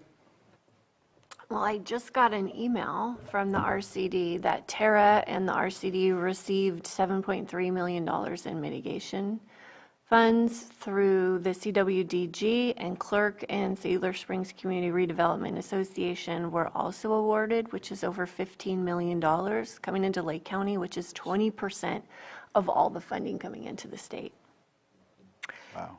Yeah, that's why I poked you. So tomorrow I have going to the Workforce Alliance Advisory Committee. I have the monthly NCO meeting with Home Hardening, but I'm not sure I can make that because I have lunch with a constituent, and then I have to go to the Kelseyville Cemetery, and then I have the Big Valley Advisory Committee. And then Thursday, I've got the Cawberry Council meeting in the evening. Friday is the BAS update with the zone of benefit. And then I will spend another weekend out at Six Sigma Ranch for the bike races. Monday, I've got the RA meeting, and then back on Tuesday. Thank you. Supervisor Green? And thank you.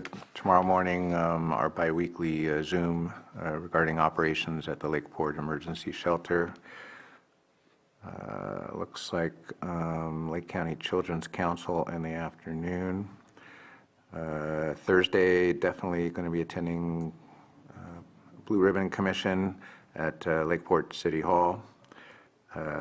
IFT I show at 9, but I also see a COC meeting. I'm not sure if that's accurate.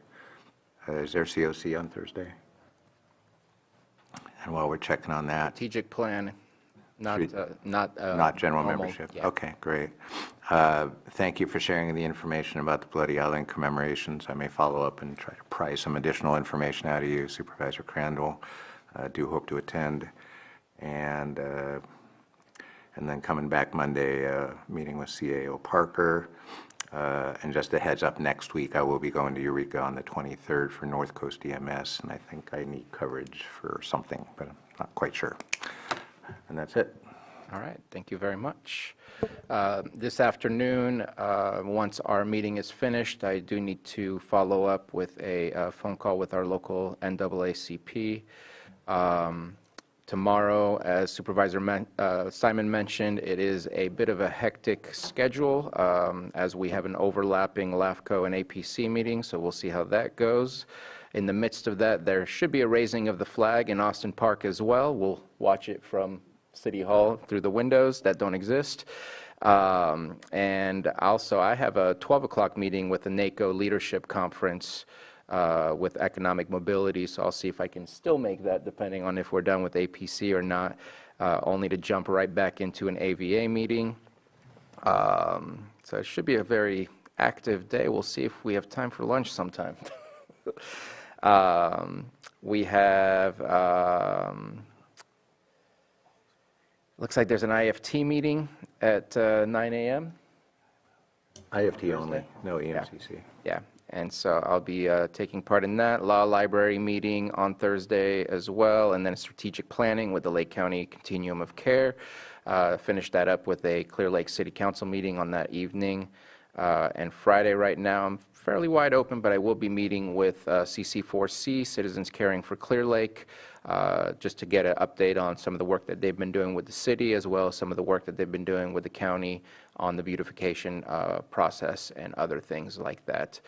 The 18th, I do plan on being at the sunrise ceremony. I believe it's 5 a.m., is that correct? That's in the morning, and I forgot to mention that to get to the cultural area, the same road that came before us and I had to recuse myself for, that's the road you take to get there. Gotcha. So I don't know if the gate will be open or whatever the case may be, or if you need, it has been open, but just letting you know, that's the road. Hill Drive, is that? But yes, and so that's how you get to that, and then everyone else should know, basically, the Reclamation Road is where you get to the actual rock itself. Yeah. So. I appreciate the information. On the 19th, I will be going to also a memorial for Robert DeWalt. We did a moment of silence for him not too long ago. Monday, I am going to meet with Supervisor Alejo and his staff from Monterey County. He is also the chair of the COC, so I'd like to pick him and his staff's brains on what they've been doing and accomplishing, because they've been getting quite a large sum of funding from the state, from other funding sources, and I want to make sure that we can tap into those if we can. Meeting with our CAO and preparing for our meeting on Tuesday, and that is it for me for next week's activities. And let me just call out our closed session. We have a long list. So 9.1, public employee appointment pursuant to Government Code, Section 54957B1, interviews for Social Services Director, appointment of Social Services Director. 9.2, public employee appointment pursuant to Government Code, Section 54957B1, interviews for Water Resources Director, appointment of Water Resources Director. 9.3, public employee appointment pursuant to Government Code, Section 54957B1, interviews for Public Works Director, appointment of Public Works Director. 9.4, public employee appointment pursuant to Government Code, Section 54957B1, interviews for Special Districts Administrator, appointment of Special Districts Administrator. 9.5, public employee evaluation, title, Information Technology Director. 9.6, evaluation of Child Support Services Director. And 9.7, employee evaluation of Animal Control Director. I do believe that we intend to go back to open session after our closed session, but we are going to take an hour lunch, so we will reconvene at 1:45 p.m. for our closed session. Thank you for joining us.